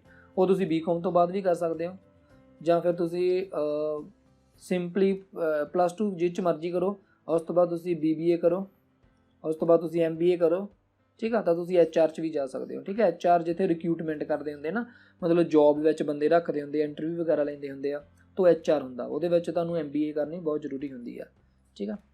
ਐਂਡ ਨੈਕਸਟ ਦੇਖਦੇ ਹਾਂ, ਸਕਰੀਨਸ ਮੈਂ ਘੱਟ ਐਡ ਕੀਤੀਆਂ ਸੀ, ਵਾਈਟ ਸਕਰੀਨ ਚਲੋ ਨੈਕਸਟ ਰਿਸਪੌਂਸ ਦੇਖਦੇ ਹਾਂ। ਸੋਨੀਆ ਐਂਡ ਫੇਵਰੇਟ ਐਂਡ ਉਹੀ ਸੇਮ ਆ ਗਿਆ ਮੈਨੂੰ ਲੱਗਦਾ। ਮਲਟੀਨੈਸ਼ਨਲ ਕੰਪਨੀ ਦੇ ਵਿੱਚ ਜਾਣਾ ਚਾਹੁੰਦੇ ਆ। 18 ਦੇਖਦੇ ਹਾਂ। ਰਿਤਿਸ਼ ਫੇਵਰੇਟ ਸਬਜੈਕਟ ਹੈਗਾ ਇਹਨਾਂ ਦਾ ਮੈਥ ਐਂਡ IPS ਆਫਿਸਰ ਬਣਨਾ ਚਾਹੁੰਦੇ ਆ ਐਂਡ ਨੋਨ ਮੈਡੀਕਲ ਕਰਨਾ ਚਾਹੁੰਦੇ ਆ। IPS ਆਫਿਸਰ ਵਾਸਤੇ ਮੈਂ ਪਹਿਲਾਂ ਹੀ ਦੱਸ ਚੁੱਕਾ ਵਾਂ, UPSC ਐਗਜ਼ਾਮ ਕੰਡਕਟ ਕਰਾਊਗੀ। ਐਂਡ ਜੇ ਤੁਹਾਡਾ ਫੇਵਰੇਟ ਸਬਜੈਕਟ ਮੈਥ ਆ ਤਾਂ ਦੇਖੋ, ਜਿਹੜਾ ਵੀ ਤੁਹਾਡਾ ਫੇਵਰੇਟ ਸਬਜੈਕਟ ਆ ਉਹਨੂੰ ਐਜ਼ ਆਪਸ਼ਨਲ ਸਬਜੈਕਟ ਸਿਲੈਕਟ ਕਰ ਲਓ। ਜੇ ਤੁਹਾਡੇ ਆਪਸ਼ਨਲ ਦੇ ਵਿੱਚੋਂ ਮੈਕਸਿਮਮ ਮਾਰਕਸ ਆ ਜਾਂਦੇ ਆ, ਤਾਂ ਤੁਹਾਡੀ IPS ਆਫਿਸਰ ਬਣਨ ਤੋਂ ਤੁਹਾਨੂੰ ਕੋਈ ਰੋਕ ਨਹੀਂ ਸਕਦਾ, ਠੀਕ ਆ। ਕੀ ਚਾਹੀਦਾ ਵਾ, 10th ਚੰਗੀ ਤਰ੍ਹਾਂ ਪੜ੍ਹੋ ਮੈਥ, +1 ਚੰਗੀ ਤਰ੍ਹਾਂ ਪੜ੍ਹੋ, +2 ਚੰਗੀ ਤਰ੍ਹਾਂ ਪੜ੍ਹੋ, ਐਂਡ ਉਸ ਤੋਂ ਬਾਅਦ ਗ੍ਰੈਜੂਏਸ਼ਨ ਦੇ ਵਿੱਚ ਚੰਗੀ ਤਰ੍ਹਾਂ ਪੜ੍ਹੋ। ਐਂਡ ਗ੍ਰੈਜੂਏਸ਼ਨ ਤੋਂ ਬਾਅਦ ਤੁਹਾਡਾ ਐਗਜ਼ਾਮ ਦੇ ਲਈ ਤੁਸੀਂ ਐਲੀਜੀਬਲ ਹੋ ਜਾਓਗੇ, ਫਿਰ ਪੇਪਰ ਫਿਲ ਕਰੋ। ਪਰ ਇਹਦੇ ਲਈ ਅਖਬਾਰ ਡੇਲੀ, ਐਡੀਟੋਰੀਅਲ ਡੇਲੀ ਪੜ੍ਹੋ। ਨਾਲ ਦੀ ਨਾਲ ਜਿਓਗ੍ਰਾਫੀ, ਮੈਂ ਵਾਰ-ਵਾਰ ਦੱਸ ਰਿਹਾ ਮੈਂ, ਹਿਸਟਰੀ, ਪੋਲਿਟੀ, ਇਕਨੋਮਿਕਸ, ਠੀਕ ਆ, ਇੰਗਲਿਸ਼ ਗ੍ਰਾਮਰ, ਠੀਕ ਆ। ਜਿਓਗ੍ਰਾਫੀ ਵਿੱਚ ਹਿਸਟਰੀ ਆ ਗਿਆ, ਜਿਓਗ੍ਰਾਫੀ ਆ ਗਿਆ, ਪੋਲਿਟੀ ਆ ਗਿਆ, ਐਂਡ ਸਾਇੰਸ ਦੇ ਵਿੱਚ ਫਿਜ਼ਿਕਸ ਆ ਗਿਆ, ਕੈਮਿਸਟਰੀ ਆ ਗਿਆ, ਬਾਇਓਲੋਜੀ ਆ ਗਿਆ। ਮਤਲਬ ਫੁੱਲ ਇਨਫੋਰਮੇਸ਼ਨ ਇਹਨਾਂ ਬਾਰੇ ਪੂਰੀ ਨੌਲੇਜ ਹੋਣੀ ਚਾਹੀਦੀ ਆ। ਐਂਡ ਜਿਹੜੀ ਮੇਨ ਇਹ ਤੁਹਾਡੀਆਂ ਸਾਇੰਸ ਦਾ, ਜਿਹੜੀ ਤੁਹਾਡੀ ਫਿਜ਼ਿਕਸ, ਕੈਮਿਸਟਰੀ, ਮੈਥ ਆ, ਇਹ ਤਾਂ ਚਲੋ 10th ਤੱਕ ਵੀ ਚੱਲ ਜੂਗੀ। ਬਾਕੀ ਤੁਸੀਂ ਨੋਨ ਮੈਡੀਕਲ 'ਚ ਪੜ੍ਹੋਗੇ ਫਿਜ਼ਿਕਸ ਕੈਮਿਸਟਰੀ ਦਾ। ਬਟ ਜਿਹੜੀ ਜਿਓਗ੍ਰਾਫੀ ਐਂਡ ਹਿਸਟਰੀ ਹੈ ਨਾ, ਇਹ ਤੁਹਾਡੀ 10th +1 ਐਂਡ +2 ਦੀ ਹੋਣੀ ਚਾਹੀਦੀ ਚੰਗੀ ਤਰ੍ਹਾਂ, ਠੀਕ ਹੈ। ਇਹਨੂੰ ਚੰਗੀ ਤਰ੍ਹਾਂ ਕਲੀਅਰ ਕਰੋ, ਫਿਰ ਉਸ ਤੋਂ ਬਾਅਦ ਹੀ ਤੁਸੀਂ ਮਤਲਬ ਅੱਗੇ ਅਪਲਾਈ ਕਰ ਸਕਦੇ ਹੋ UPSC ਲਈ। ਇਹ ਨਹੀਂ ਕਿ UPSC ਲਈ ਜੇ ਤਿਆਰੀ ਕਰਦੇ ਹੋ ਤਾਂ ਹੋਰ ਕੋਈ ਐਗਜ਼ਾਮ ਨਹੀਂ ਦੇ ਸਕਦੇ, ਤੁਸੀਂ SDM ਲੱਗ ਸਕਦੇ ਹੋ, ਤੁਸੀਂ SDM ਲੱਗੋ, ਤੁਸੀਂ DSP ਲੱਗੋ, ਉਸ ਤੋਂ ਬਾਅਦ SSP ਲੱਗ ਸਕਦੇ ਹੋ, ਉਸ ਤੋਂ ਬਾਅਦ ਤਹਿਸੀਲਦਾਰ ਲੱਗ ਸਕਦੇ ਹੋ, BDPO ਲੱਗ ਸਕਦੇ ਹੋ, DDPO ਲੱਗ ਸਕਦੇ ਹੋ, ਠੀਕ ਆ। ਤਾਂ ਕਾਫੀ ਜ਼ਿਆਦਾ ਪੋਸਟਾਂ ਆਉਂਦੀਆਂ ਵਾ, ਉਹਦੇ ਲਈ ਆਪਾਂ ਫਿਰ ਡਿਸਕਸ ਕਰ ਲਾਂਗੇ। ਬਟ ਤਿਆਰੀ ਵਾਸਤੇ ਤੁਹਾਨੂੰ ਕਿਹੜੇ ਸਬਜੈਕਟ ਪੜ੍ਹਨੇ ਪੈਣੇ ਮੈਂ ਤੁਹਾਨੂੰ ਉਹ ਦੱਸ ਦੇਣਾ ਇੱਥੇ। ਜਿਹੜਾ ਤੁਹਾਡਾ ਇੱਕ ਫੇਵਰੇਟ ਸਬਜੈਕਟ ਹੈ ਉਹਨੂੰ ਐਜ਼ ਆਪਸ਼ਨਲ ਰੱਖੋ, ਕਿਉਂਕਿ ਜਦੋਂ ਪੇਪਰ ਹੁੰਦੇ ਆ ਨਾ UPSC ਦੇ, ਇੱਕ ਤਾਂ ਪ੍ਰੀ ਹੁੰਦਾ, ਉਸ ਤੋਂ ਬਾਅਦ 8 ਪੇਪਰ ਹੁੰਦੇ ਆ। ਉਹਦੇ ਵਿੱਚ ਇੱਕ ਸਬਜੈਕਟ ਨਾ ਤੁਹਾਡਾ ਜਿਹੜਾ ਹੁੰਦਾ ਉਹ ਸਬਜੈਕਟਿਵ ਪੇਪਰ ਹੁੰਦੇ ਆ, ਉਹ 'ਚ ਲਿਖਣਾ ਹੁੰਦਾ ਵਾ, ਟਿਕ ਮਾਰਕ ਨਹੀਂ ਹੁੰਦੀ। ਉਹਦੇ ਵਿੱਚ ਜਿਹੜਾ ਇੱਕ ਪੇਪਰ ਹੁੰਦਾ ਵਾ ਉਹ ਆਪਸ਼ਨਲ ਜਿਹੜਾ ਹੁੰਦਾ ਵਾ ਉਹ ਤੁਹਾਡੀ ਚੋਇਸ ਦਾ ਹੁੰਦਾ, ਅਤੇ ਉਹਦੇ ਵਿੱਚੋਂ ਜਿਹੜਾ ਬੰਦਾ ਮੈਕਸਿਮਮ ਮਾਰਕਸ ਲੈ ਗਿਆ ਉਹਦੇ ਕਲੀਅਰ ਹੋਣ ਦੇ ਚਾਂਸਸ ਬਹੁਤ ਵੱਧ ਜਾਂਦੇ ਆ। ਤਾਂ ਆਪਸ਼ਨਲ ਸਬਜੈਕਟ ਤੁਹਾਡਾ ਜਿਹੜਾ ਹੋਣਾ ਚਾਹੀਦਾ ਮਤਲਬ ਤੁਹਾਨੂੰ ਚੰਗੀ ਤਰ੍ਹਾਂ ਰਟਿਆ ਪਿਆ ਹੋਣਾ ਚਾਹੀਦਾ ਵਾ। ਉਹ ਬਟ ਮੈਂ ਮੈਥ ਵਿੱਚ ਦੇਖਿਆ ਸੀ ਸਿਲੇਬਸ ਮੈਥ ਦਾ UPSC ਦੇ ਲਈ ਥੋੜ੍ਹਾ +1 +2 ਤੋਂ ਉੱਪਰ ਹੀ ਹੁੰਦਾ, ਠੀਕ ਆ। ਉਹ +1 +2 ਦਾ ਤਾਂ ਬਹੁਤ ਘੱਟ ਹੁੰਦਾ। ਮੈਂ BTech ਕੀਤੀ ਆ, BTech ਦੇ ਵਿੱਚ ਜਿਹੜੇ ਮੈਥ ਦੇ ਸਮ ਕੀਤੇ ਸੀ, ਮੈਂ ਮੈਥ ਕੀਤਾ ਸੀ, ਉਹ ਜ਼ਿਆਦਾ ਸਮ ਹੁੰਦੇ ਉਹਦੇ ਵਿੱਚ। ਤਾਂ ਮੈਥ ਨੂੰ ਐਜ਼ ਆਪਸ਼ਨਲ ਲੈਣ ਦੇ ਨਾਲ ਤੁਹਾਨੂੰ ਫਿਰ ਨੋਨ ਮੈਡੀਕਲ ਤੋਂ ਬਾਅਦ BTech ਵਗੈਰਾ ਦਾ ਮੈਥ ਕਰਨਾ ਪੈਣਾ, ਠੀਕ ਆ। ਜਾਂ ਫਿਰ ਆਪਸ਼ਨਲ ਆਪਦਾ ਜੋ ਤੁਹਾਡਾ ਕੋਈ ਹੋਰ ਵੀ ਕੋਈ ਫੇਵਰੇਟ ਸਬਜੈਕਟ ਆ ਤਾਂ ਉਹਦੇ ਅਕੋਰਡਿੰਗਲੀ ਚੇਂਜ ਕਰ ਲਓ। ਤਾਂ ਉਸ ਤੋਂ ਬਾਅਦ ਨੈਕਸਟ ਦੇਖਦੇ ਰਿਸਪੌਂਸ। ਨੈਕਸਟ ਹੈਗਾ ਆਪਣੇ ਕੋਲੇ 19th ਹੈਗਾ ਵਿਸ਼ਾਲ, ਐਂਡ ਇਹਨਾਂ ਦਾ ਫੇਵਰੇਟ ਸਬਜੈਕਟ ਮੈਥ ਆ। ਐਂਡ ਇਹਨਾਂ ਦਾ ਏਮ ਹੈਗਾ ਵਾ ਜਾਂ ਤਾਂ ਏਅਰ ਹੋਸਟ ਬਣਨਾ ਜਾਂ ਫਿਰ ਹੇਅਰ ਡਰੈਸਰ ਐਂਡ ਬੇਕਰੀ ਦੇ ਵਿੱਚ ਜਾਣਾ ਚਾਹੁੰਦੇ ਆ। ਐਂਡ ਕਾਮਰਸ ਇਹਨਾਂ ਨੇ ਸਬਜੈਕਟ ਰੱਖਣਾ। ਦੇਖੋ ਤੁਹਾਡਾ ਤਾਂ ਮਤਲਬ ਫੇਵਰੇਟ ਸਬਜੈਕਟ ਮੈਥ ਆ, ਠੀਕ ਆ। ਐਡਮਿਸ਼ਨ ਤੁਸੀਂ ਲੈਣੀ ਆ ਕਾਮਰਸ ਦੇ ਵਿੱਚ ਐਂਡ ਬੇਕਰੀ ਵਗੈਰਾ ਦੇ ਵਿੱਚ, ਜਾਂ ਫਿਰ ਤੁਸੀਂ ਹੇਅਰ ਡਰੈਸਰ ਜਾਂ ਫਿਰ ਤੁਸੀਂ ਏਅਰ ਹੋਸਟਰ ਦੇ ਵਿੱਚ ਜਾਣਾ ਚਾਹੁੰਦੇ ਹੋ। ਮਤਲਬ ਮੈਥ 'ਚ ਨਹੀਂ ਕੁਛ ਕਰ ਰਿਹਾ, ਠੀਕ ਆ। ਫੇਵਰੇਟ ਸਬਜੈਕਟ ਤਾਂ ਮੈਥ ਆ ਐਂਡ ਕਾਮਰਸ ਕਰਨਾ ਚਾਹੁੰਦੇ ਹੋ। ਦੇਖੋ ਬੇਕਰੀ ਵਿੱਚ ਤੁਹਾਨੂੰ ਹੋਟਲ ਮੈਨੇਜਮੈਂਟ ਦਾ ਕਰਨਾ ਪੈਣਾ, ਉਹਦੇ ਵਾਸਤੇ ਜ਼ਰੂਰੀ ਨਹੀਂ ਕਿ ਤੁਸੀਂ ਕਾਮਰਸ ਹੀ ਕਰੋ, ਕੋਈ ਵੀ ਸਬਜੈਕਟ ਨਾਲ ਤੁਸੀਂ +1 +2 ਕਰ ਲਓ, ਹੋਟਲ ਮੈਨੇਜਮੈਂਟ ਦਾ ਤੁਹਾਡਾ ਹੋ ਜਾਏਗਾ, ਠੀਕ ਆ। ਹੇਅਰ ਡਰੈਸਰ ਦੇ ਲਈ ਤਾਂ ਚਲੋ ਉਹਦੇ ਲਈ ਤਾਂ ਕੋਈ ਕੁਆਲੀਫਿਕੇਸ਼ਨ ਨਹੀਂ, ਜੋ ਮਰਜ਼ੀ ਕਰੋ ਤਾਂ ਉਹ ਤੁਸੀਂ ਕਰ ਹੀ ਲਓਗੇ। ਏਅਰ ਹੋਸਟਸ ਵਾਸਤੇ ਉਹਦੇ ਵਾਸਤੇ ਸਿੰਪਲੀ ਆਪਣਾ ਕੀ ਹੁੰਦਾ, ਉਹਦਾ ਇੱਕ ਐਗਜ਼ਾਮ ਹੁੰਦਾ, ਟ੍ਰੇਨਿੰਗ ਵਗੈਰਾ ਹੁੰਦੀ ਹੈ ਪਹਿਲਾਂ ਤਾਂ। ਉਹਦੇ ਵਾਸਤੇ ਤੁਹਾਨੂੰ ਕੀ ਕਰਨਾ ਪਵੇਗਾ, ਉਹ ਸਬਜੈਕਟ ਕੋਈ ਵੀ ਲਓ, ਉਹਦੇ ਵਾਸਤੇ ਕੋਈ ਕਾਮਰਸ ਨਹੀਂ ਜ਼ਰੂਰੀ, ਮੈਡੀਕਲ ਨਹੀਂ ਜ਼ਰੂਰੀ, ਨੋਨ ਮੈਡੀਕਲ ਨਹੀਂ ਜ਼ਰੂਰੀ, ਜੋ ਮਰਜ਼ੀ ਸਬਜੈਕਟ ਲਓ, ਬਟ ਤੁਹਾਡੀ ਪਰਸਨੈਲਿਟੀ ਹੋਣੀ ਚਾਹੀਦੀ ਆ। ਪਰਸਨੈਲਿਟੀ ਮਤਲਬ ਕਿ ਤੁਸੀਂ ਫਿੱਟ ਹੋਣੇ ਚਾਹੀਦੇ ਆ, ਠੀਕ ਆ। ਪਰਸਨੈਲਿਟੀ ਦਾ ਮਤਲਬ ਇਹ ਨਹੀਂ ਕਿ ਬੰਦਾ ਬਾਹਲਾ ਹੀ ਮਤਲਬ ਫੈਸ਼ਨ ਵਾਲਾ ਹੋਵੇ, ਫਿੱਟ ਹੋਣੇ ਚਾਹੀਦੇ ਆ ਤੁਸੀਂ। ਐਂਡ ਤੁਹਾਡੀ ਜੋ ਇੰਗਲਿਸ਼ ਆ ਉਹ ਥੋੜ੍ਹੀ ਐਡਵਾਂਸ ਹੋਣੀ ਚਾਹੀਦੀ ਆ ਐਂਡ ਤੁਸੀਂ ਉਹਦੇ ਵਾਸਤੇ ਅਪਲਾਈ ਕਰ ਸਕਦੇ ਹੋ, ਠੀਕ ਆ। ਐਂਡ ਕਾਮਰਸ ਜੇ ਤੁਸੀਂ ਕਰ ਹੀ ਲਓਗੇ ਉਸ ਤੋਂ ਬਾਅਦ ਫਿਰ ਤੁਸੀਂ ਹੋਰ ਕਿਹੜੀਆਂ ਜੋਬਸ CA ਕਰ ਸਕਦੇ ਹੋ, ਤੁਸੀਂ ਅਕਾਊਂਟ ਦੀਆਂ ਜੋਬਸ ਕਿਤੇ ਵੀ ਫਿਲ ਕਰ ਸਕਦੇ ਹੋ, ਠੀਕ ਆ। ਤਾਂ ਕਾਮਰਸ ਦੇ ਨਾਲ ਤੁਸੀਂ ਇਹ ਚੀਜ਼ਾਂ ਕਰ ਸਕਦੇ ਹੋ। ਐਂਡ ਬੇਕਰ ਤੇ ਤੁਸੀਂ ਹੋਟਲ ਮੈਨੇਜਮੈਂਟ ਦਾ ਕੋਰਸ ਹੁੰਦਾ ਉਹ ਕਰ ਸਕਦੇ ਹੋ, ਉਹਦੇ ਵਿੱਚ ਤੁਹਾਨੂੰ ਬਾਕੀ ਕਾਫੀ ਬੈਨੀਫਿਟਸ ਮਿਲਣਗੇ, ਠੀਕ ਆ। ਨੈਕਸਟ ਐਂਡ ਲਾਸਟ ਜਿਹੜਾ ਰਿਸਪੌਂਸ ਆ ਉਹ ਹੈਗਾ ਵਾ ਮਨਦੀਪ, ਐਂਡ ਇਹਨਾਂ ਦਾ ਫੇਵਰੇਟ ਸਬਜੈਕਟ ਮੈਥ ਆ ਐਂਡ ਇਹ ਟੀਚਰ ਬਣਨਾ ਚਾਹੁੰਦੇ, ਨੋਨ ਮੈਡੀਕਲ ਦੇ ਵਿੱਚ ਐਡਮਿਸ਼ਨ ਲੈਣਾ ਚਾਹੁੰਦੇ ਹੋ। ਤਾਂ ਇਹਦੇ ਬਾਰੇ ਤਾਂ ਕਾਫੀ ਜ਼ਿਆਦਾ ਡਿਸਕਸ਼ਨ ਹੋ ਚੁੱਕੀ ਆ ਆਪਣੀ, ਠੀਕ ਆ। ਟੀਚਰ ਕਿਵੇਂ ਬਣਨਾ ਆਪਾਂ ਉਹਦੇ ਬਾਰੇ ਤੁਸੀਂ ਵੀਡੀਓ ਵਿੱਚ ਸੁਣ ਹੀ ਲਿਆ ਹੋਣਾ। ਕੁਛ ਕੁ ਜਿਹੜੇ ਪੁਆਇੰਟ ਆ ਮੈਂ ਤੁਹਾਨੂੰ ਦੱਸਣਾ ਚਾਹੁੰਦਾ ਵਾਂ। ਦੇਖੋ ਕਾਫੀ ਚੀਜ਼ਾਂ ਤੁਹਾਨੂੰ ਪਤਾ ਵੀ ਨਹੀਂ ਹੋਣੀਆਂ, ਜਦੋਂ ਮੈਂ ਦੱਸਾਂਗਾ ਤਾਂ ਫਿਰ ਉਸ ਤੋਂ ਬਾਅਦ ਤੁਹਾਨੂੰ ਸ਼ਾਇਦ ਉਹ ਲੱਗੇ ਕਿ ਹਾਂ ਇਹ ਚੀਜ਼ਾਂ ਵੀ ਹੈਗੀਆਂ ਐਂਡ ਇਹਨਾਂ ਬਾਰੇ ਵੀ ਆਪਾਂ ਸੋਚ ਸਕਦੇ ਹਾਂ ਕਿ ਇਹਨਾਂ ਵਿੱਚ ਵੀ ਆਪਾਂ ਜਾਣਾ ਜਾਂ ਨਹੀਂ ਜਾਣਾ। ਕਾਫੀ ਜ਼ਿਆਦਾ ਚੀਜ਼ਾਂ ਹੁੰਦੀਆਂ, ਠੀਕ ਆ, ਜਿਹਦੇ ਬਾਰੇ ਆਪਾਂ ਨੂੰ ਪਤਾ ਵੀ ਨਹੀਂ ਹੁੰਦਾ। ਫਸਟ ਜਿਹੜੀ ਥਿੰਗ ਆ ਉਹ ਹੈਗੀ ਆ +2 ਤੁਸੀਂ 12th ਕਲਾਸ ਪਾਸ ਕਰਨੀ, ਉਹ ਜ਼ਰੂਰੀ ਆ। ਉਸ ਤੋਂ ਬਾਅਦ ਜੇਕਰ ਤੁਸੀਂ ਜੋਬ ਲੈਣਾ ਚਾਹੁੰਦੇ ਹੋ ਸਿਰਫ +2 ਤੋਂ ਬਾਅਦ ਹੀ, ਤਾਂ ਉਸ ਤੋਂ ਬਾਅਦ ਤੁਹਾਡੇ ਕੋਲ SSC ਦਾ ਪੇਪਰ ਹੁੰਦਾ ਇੱਕ, ਠੀਕ ਆ। ਉਹਦੇ ਵਿੱਚ ਤੁਸੀਂ ਐਗਜ਼ਾਮ ਕਲੀਅਰ ਕਰ ਸਕਦੇ ਹੋ। ਉਹਦੇ ਵਿੱਚ ਕੀ ਹੋਣਾ ਚਾਹੀਦਾ ਤੁਹਾਡੇ ਕੋਲ, ਉਸ ਦੇ ਬਾਅਦ ਅਖਬਾਰ daily, history, geography, polity, economics, math, reasoning and English, ਇਹ ਚੀਜ਼ਾਂ ਤੁਹਾਨੂੰ ਆਉਣੀਆਂ ਚਾਹੀਦੀਆਂ। ਉਸ ਤੋਂ ਬਾਅਦ ਤੁਸੀਂ +2 ਤੋਂ ਬਾਅਦ ਜੇ ਨੋਨ ਮੈਡੀਕਲ ਕੀਤਾ ਹੋਇਆ ਵਾ, ਤਾਂ ਆਈ ਥਿੰਕ ਸਰ ਬॉयਜ਼ ਵਾਸਤੇ ਹੁੰਦਾ ਹੈ, ਤੁਸੀਂ ਏਅਰ ਫੋਰਸ 'ਚ ਜਾ ਸਕਦੇ ਹੋ। ਏਅਰ ਫੋਰਸ ਦੇ ਵਿੱਚ X-Men ਐਂਡ Y-Men ਦੀਆਂ ਪੋਸਟਾਂ ਨਿਕਲਦੀਆਂ ਹੁੰਦੀਆਂ, ਉਹਦੇ ਵਿੱਚ ਅਪਲਾਈ ਕਰ ਸਕਦੇ ਹੋ। ਤੁਹਾਡੀ ਉਮਰ ਘੱਟ ਹੋਣੀ ਚਾਹੀਦੀ ਹੈ, ਜ਼ਿਆਦਾ ਉਮਰ ਵਾਲਾ ਬੱਚਾ ਇਹ 'ਚ ਅਪਲਾਈ ਨਹੀਂ ਕਰ ਸਕਦਾ। ਉਸ ਤੋਂ ਬਾਅਦ ਤੁਸੀਂ +2 ਬਾਅਦ ਜਿਹੜੇ ਸਟੂਡੈਂਟਸ ਹੁੰਦੇ ਆ, ਹੋਰ ਕਿਹੜੀਆਂ ਪੋਸਟ, ਹੋਰ ਆਪਣੀਆਂ ਸਟੇਟ ਲੈਵਲ ਦੀਆਂ ਪੋਸਟ ਆ ਜਾਂਦੀਆਂ, ਸਟੇਟ ਲੈਵਲ ਦੀਆਂ ਪੋਸਟਸ ਦੇ ਵਿੱਚ ਅਪਲਾਈ ਕਰ ਸਕਦੇ ਹੋ, ਏਅਰ ਫੋਰਸ ਦੇ ਵਿੱਚ ਕਰ ਸਕਦੇ ਹੋ। ਉਸ ਤੋਂ ਬਾਅਦ CDS ਦੇ ਲਈ CDS ਦਾ ਇੱਕ ਐਗਜ਼ਾਮ ਹੁੰਦਾ ਵਾ +2 ਤੋਂ ਬਾਅਦ, ਠੀਕ ਆ। +2 ਨੋਨ ਮੈਡੀਕਲ, ਸਿਰਫ +2 ਨੋਨ ਮੈਡੀਕਲ ਤੋਂ ਮੈਡੀਕਲ ਵਾਲੇ ਬੱਚੇ ਕਰ ਸਕਦੇ ਅਪਲਾਈ। ਉਹਦੇ ਵਿੱਚ ਤੁਸੀਂ ਭਰ ਸਕਦੇ ਹੋ ਫਾਰਮ। ਐਂਡ +2 ਵਾਲੇ ਬੱਚੇ ਹੋਰ ਇੱਕ ਇਹਨਾਂ ਦਾ ਐਗਜ਼ਾਮ ਹੁੰਦਾ, ਮੈਨੂੰ ਜੋ ਮੈਂ ਤੁਹਾਨੂੰ ਪਹਿਲਾਂ ਵੀ ਕਿਹਾ ਮੈਨੂੰ ਯਾਦ ਨਹੀਂ ਆ ਰਿਹਾ। ਉਹਦੇ ਵਿੱਚ ਕੀ ਹੁੰਦਾ ਹੈ ਕਿ ਤੁਹਾਡੇ 12th ਕਲਾਸ ਤੋਂ ਬਾਅਦ ਤੁਹਾਡੀ ਜਿਹੜੀ ਐਡਮਿਸ਼ਨ ਹੁੰਦੀ ਆ ਉਹ ਜੋ ਆਰਮੀ ਹੁੰਦੀ ਨਾ ਉਹਨਾਂ ਦੀ ਇੱਕ ਅਕੈਡਮੀ ਹੁੰਦੀ, ਉਹਦੇ ਵਿੱਚ ਐਡਮਿਸ਼ਨ ਹੋ ਜਾਂਦੀ ਹੁੰਦੀ ਹੈ। ਅਤੇ ਫਿਰ ਉਹ ਸਟੱਡੀ ਵਗੈਰਾ ਸਾਰੀ ਉਹਨਾਂ ਦੀ ਵੀ ਹੁੰਦੀ ਹੈ ਐਂਡ ਆਫੀਸਰ ਰੈਂਕ ਤੱਕ ਤੁਹਾਡਾ ਮਤਲਬ ਉੱਥੇ ਪੋਸਟ ਲੱਗ ਸਕਦੀ ਆ।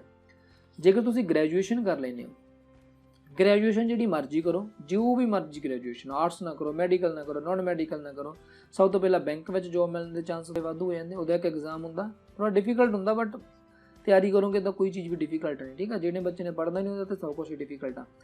ਉਸ ਤੋਂ ਬਾਅਦ ਤੁਸੀਂ AF CAT ਵਾਲੇ ਜਿਹੜੇ ਬੱਚੇ ਆ ਸਰ, BTech ਵਾਲੇ ਬੱਚੇ, ਉਹ ਜਾ ਸਕਦੇ ਆ CAT ਦੇ ਵਿੱਚ, ਠੀਕ ਆ। ਉਸ ਤੋਂ ਬਾਅਦ ਇਹਨਾਂ ਦਾ ਵੀ ਇੱਕ CDS ਦਾ ਵੀ ਐਗਜ਼ਾਮ ਹੁੰਦਾ, ਉਸ ਤੋਂ ਬਾਅਦ UPSC, ਉਸ ਤੋਂ ਬਾਅਦ PPSC, ਠੀਕ ਆ। UPSC ਵਿੱਚ IAS officer, IPS officer, PPSC ਦੇ ਵਿੱਚ ਤੁਸੀਂ ਤਹਿਸੀਲਦਾਰ, ਨਾਇਬ ਤਹਿਸੀਲਦਾਰ ਐਂਡ ਤੁਸੀਂ ਇੰਸਪੈਕਟਰ, ਤੁਸੀਂ DSP, ਤੁਸੀਂ SSP ਬਣ ਸਕਦੇ ਹੋ, BDPO, DDPO, ਠੀਕ ਆ। ਇਹਨਾਂ ਪੋਸਟਾਂ 'ਤੇ ਤੁਸੀਂ ਲੱਗ ਸਕਦੇ ਹੋ। ਐਂਡ ਗ੍ਰੈਜੂਏਸ਼ਨ ਤੋਂ ਬਾਅਦ ਹੋਰ ਇੰਸਪੈਕਟਰ ਵਗੈਰਾ ਕਾਫੀ ਜ਼ਿਆਦਾ ਪੋਸਟ ਆ। ਗ੍ਰੈਜੂਏਸ਼ਨ ਤੋਂ ਬਾਅਦ ਵਾਧੂ ਸਕੋਪ ਆ, ਠੀਕ ਹੈ। ਗ੍ਰੈਜੂਏਸ਼ਨ ਦੇ ਨਾਲ ਜੇਕਰ ਤੁਸੀਂ BEd ਕਰ ਲੈਂਦੇ ਹੋ ਤਾਂ ਫਿਰ ਤੁਸੀਂ ਟੀਚਰ ਲੱਗ ਸਕਦੇ ਹੋ, ਐਂਡ ਇੱਕ ਚੀਜ਼ ਹੋਰ ਤੁਹਾਨੂੰ ਇੱਥੇ ਦੱਸਣਾ ਚਾਹਾਂਗਾ, ਇੰਟਰਸਟਿੰਗ ਆ, ਉਹ ਇਹ ਆ ਕਿ ਇੱਕ ਬੈਂਕ ਦੇ ਵਿੱਚ ਕੋਈ ਬੰਦਾ ਜੋਬ ਕਰ ਰਿਹਾ ਤੇ ਐਂਡ ਇੱਕ ਟੀਚਰ ਆ, ਤਾਂ ਡੈਫੀਨੇਟਲੀ ਜਿਹੜੀ ਸੈਲਰੀ ਹੁੰਦੀ ਉਹ ਟੀਚਰ ਦੀ ਜ਼ਿਆਦਾ ਹੁੰਦੀ ਹੈ। ਬੈਂਕ ਦੇ ਵਿੱਚ ਜਿਹੜਾ ਬੰਦਾ ਕਰਦਾ ਉਹਦੀ ਸੈਲਰੀ ਥੋੜ੍ਹੀ ਘੱਟ ਹੁੰਦੀ ਆ, ਆਪਾਂ ਨੂੰ ਪਤਾ, ਠੀਕ ਆ। ਐਂਡ ਬੈਂਕ ਵਾਲੇ ਬੰਦੇ ਤੁਹਾਡੀ ਸੈਲਰੀ ਜ਼ਰੂਰ ਘੱਟ ਹੁੰਦੀ ਹੈ, ਬਟ ਜਿਹੜਾ ਟੀਚਰ ਹੁੰਦੀ ਸੈਲਰੀ ਜ਼ਿਆਦਾ ਹੁੰਦੀ ਹੈ, ਠੀਕ ਹੈ। ਇਹ ਚੀਜ਼ ਨੂੰ ਕਈ ਬੱਚਿਆਂ ਨੂੰ ਨਹੀਂ ਪਤਾ ਹੋਊਗਾ ਕਿ ਜੇ ਬੈਂਕ ਵਿੱਚ ਜੋਬ ਕਰਾਂਗੇ ਤਾਂ ਸੈਲਰੀ ਬਹੁਤ ਜ਼ਿਆਦਾ ਹੁੰਦੀ ਹੈ। ਬੈਂਕ ਦੇ ਵਿੱਚ ਜੇਕਰ ਤੁਸੀਂ ਮੈਨੇਜਰ ਜਾਂਦੇ ਹੋ, ਮੈਨੇਜਰ ਲੈਵਲ ਤੱਕ ਜਾਂਦੇ ਹੋ ਤਾਂ ਸੈਲਰੀ ਠੀਕ ਹੁੰਦੀ ਹੈ, ਵਧੀਆ ਸੈਲਰੀ ਹੁੰਦੀ ਹੈ ਉਹਨਾਂ ਦੀ। ਬਟ ਜੇ ਸਕੂਲ ਦੇ ਵਿੱਚ ਤੁਸੀਂ ਪ੍ਰਿੰਸੀਪਲ ਲੱਗ ਜਾਂਦੇ ਹੋ ਤਾਂ ਉਹਦੀ ਸੈਲਰੀ ਕਾਫੀ ਜ਼ਿਆਦਾ ਹੁੰਦੀ ਹੈ, ਠੀਕ ਹੈ। ਟੀਚਰ ਦੀ ਸੈਲਰੀ, ਪ੍ਰੋਫੈਸਰ ਦੀ ਜੇਕਰ ਤੁਸੀਂ ਗੱਲ ਕਰੋਗੇ ਤਾਂ +1 +2 ਆਉਂਦੇ ਤਾਂ ਕਾਫੀ ਜ਼ਿਆਦਾ ਹੁੰਦੀ, ਬਹੁਤ ਜ਼ਿਆਦਾ ਹੁੰਦੀ ਹੈ, 1 1.5 ਲੱਖ ਤੱਕ ਜਾਂਦੀ ਹੈ। ਐਂਡ UPSC ਦੇ ਵਿੱਚ IPS ਆਫੀਸਰ, IAS ਆਫੀਸਰ ਦੀ ਵੀ ਕਾਫੀ ਜ਼ਿਆਦਾ। FCAT BTech ਤੋਂ ਬਾਅਦ ਜੇ ਤੁਸੀਂ FCAT ਕਰਦੇ ਹੋ ਤਾਂ ਫਿਰ ਮਤਲਬ ਵਾਰੀ ਨਹੀਂ ਆ ਰਿਹਾ, ਵਾਧੂ ਸੈਲਰੀ ਹੋ ਜਾਂਦੀ ਹੈ। ਐਂਡ ਇਕੱਲੀ ਸੈਲਰੀ ਵੱਲ ਨਾ ਦੇਖੋ, ਕਿਉਂਕਿ ਮੈਂ ਪਹਿਲਾਂ ਵੀ ਤਾਂ ਹੀ ਗੱਲ ਨਹੀਂ ਕੀਤੀ ਵਾਰ-ਵਾਰ ਸੈਲਰੀ ਦੀ। ਜੇਕਰ ਤੁਸੀਂ ਸੈਲਰੀ ਦੇਖ ਕੇ ਉਹਦਾ ਏਮ ਸੈੱਟ ਕਰੋਗੇ ਤਾਂ ਫਿਰ ਤੁਸੀਂ ਕਲੀਅਰ ਕਰਨ ਦੇ ਚਾਂਸ ਘੱਟ ਜਾਂਦੇ ਆ, ਕਿਉਂਕਿ ਇੰਟਰਸਟ ਦੇ ਅਕੋਰਡਿੰਗ ਕਰੋ, ਠੀਕ ਆ। ਹਰ ਜਗ੍ਹਾ ਪੈਸਾ ਮੈਟਰ ਨਹੀਂ ਕਰਦਾ ਹੁੰਦਾ, ਤੁਹਾਡਾ ਇੰਟਰਸਟ ਮੈਟਰ ਕਰਨਾ ਚਾਹੀਦਾ ਕਿ ਤੁਹਾਡਾ ਇੰਟਰਸਟ ਕਿੱਥੇ ਆ, ਐਂਡ ਤੁਸੀਂ ਉਹ ਚੀਜ਼ ਨੂੰ ਅਚੀਵ ਕਰਨ ਦੀ ਕੋਸ਼ਿਸ਼ ਕਰੋ, ਠੀਕ ਆ। ਜੇਕਰ ਤੁਸੀਂ ਸਿਰਫ ਇਹ ਚੀਜ਼ ਵੱਲ ਦੇਖੀ ਜਾਓਗੇ ਕਿ ਹਾਂ ਬਈ ਪੈਸਾ ਕਿੱਥੇ ਜ਼ਿਆਦਾ ਹੈ ਅਤੇ ਅਸੀਂ ਉਹ ਜੋਬ ਵੱਲ ਜਾਵਾਂਗੇ, ਤਾਂ ਫਿਰ ਤੁਹਾਡਾ ਜਿਹੜਾ ਇੰਟਰਸਟ ਆ ਉਧਰ ਖਤਮ ਹੋ ਜਾਊਗਾ ਉਹ ਫੀਲਡ ਵਿੱਚ, ਅਤੇ ਐਂਡ ਥੋੜ੍ਹਾ ਡਿਫੀਕਲਟ ਹੋ ਜਾਂਦਾ ਫਿਰ ਉਹ ਪੋਸਟ ਨੂੰ ਲੈ ਕੇ ਆਉਣਾ, ਠੀਕ ਆ।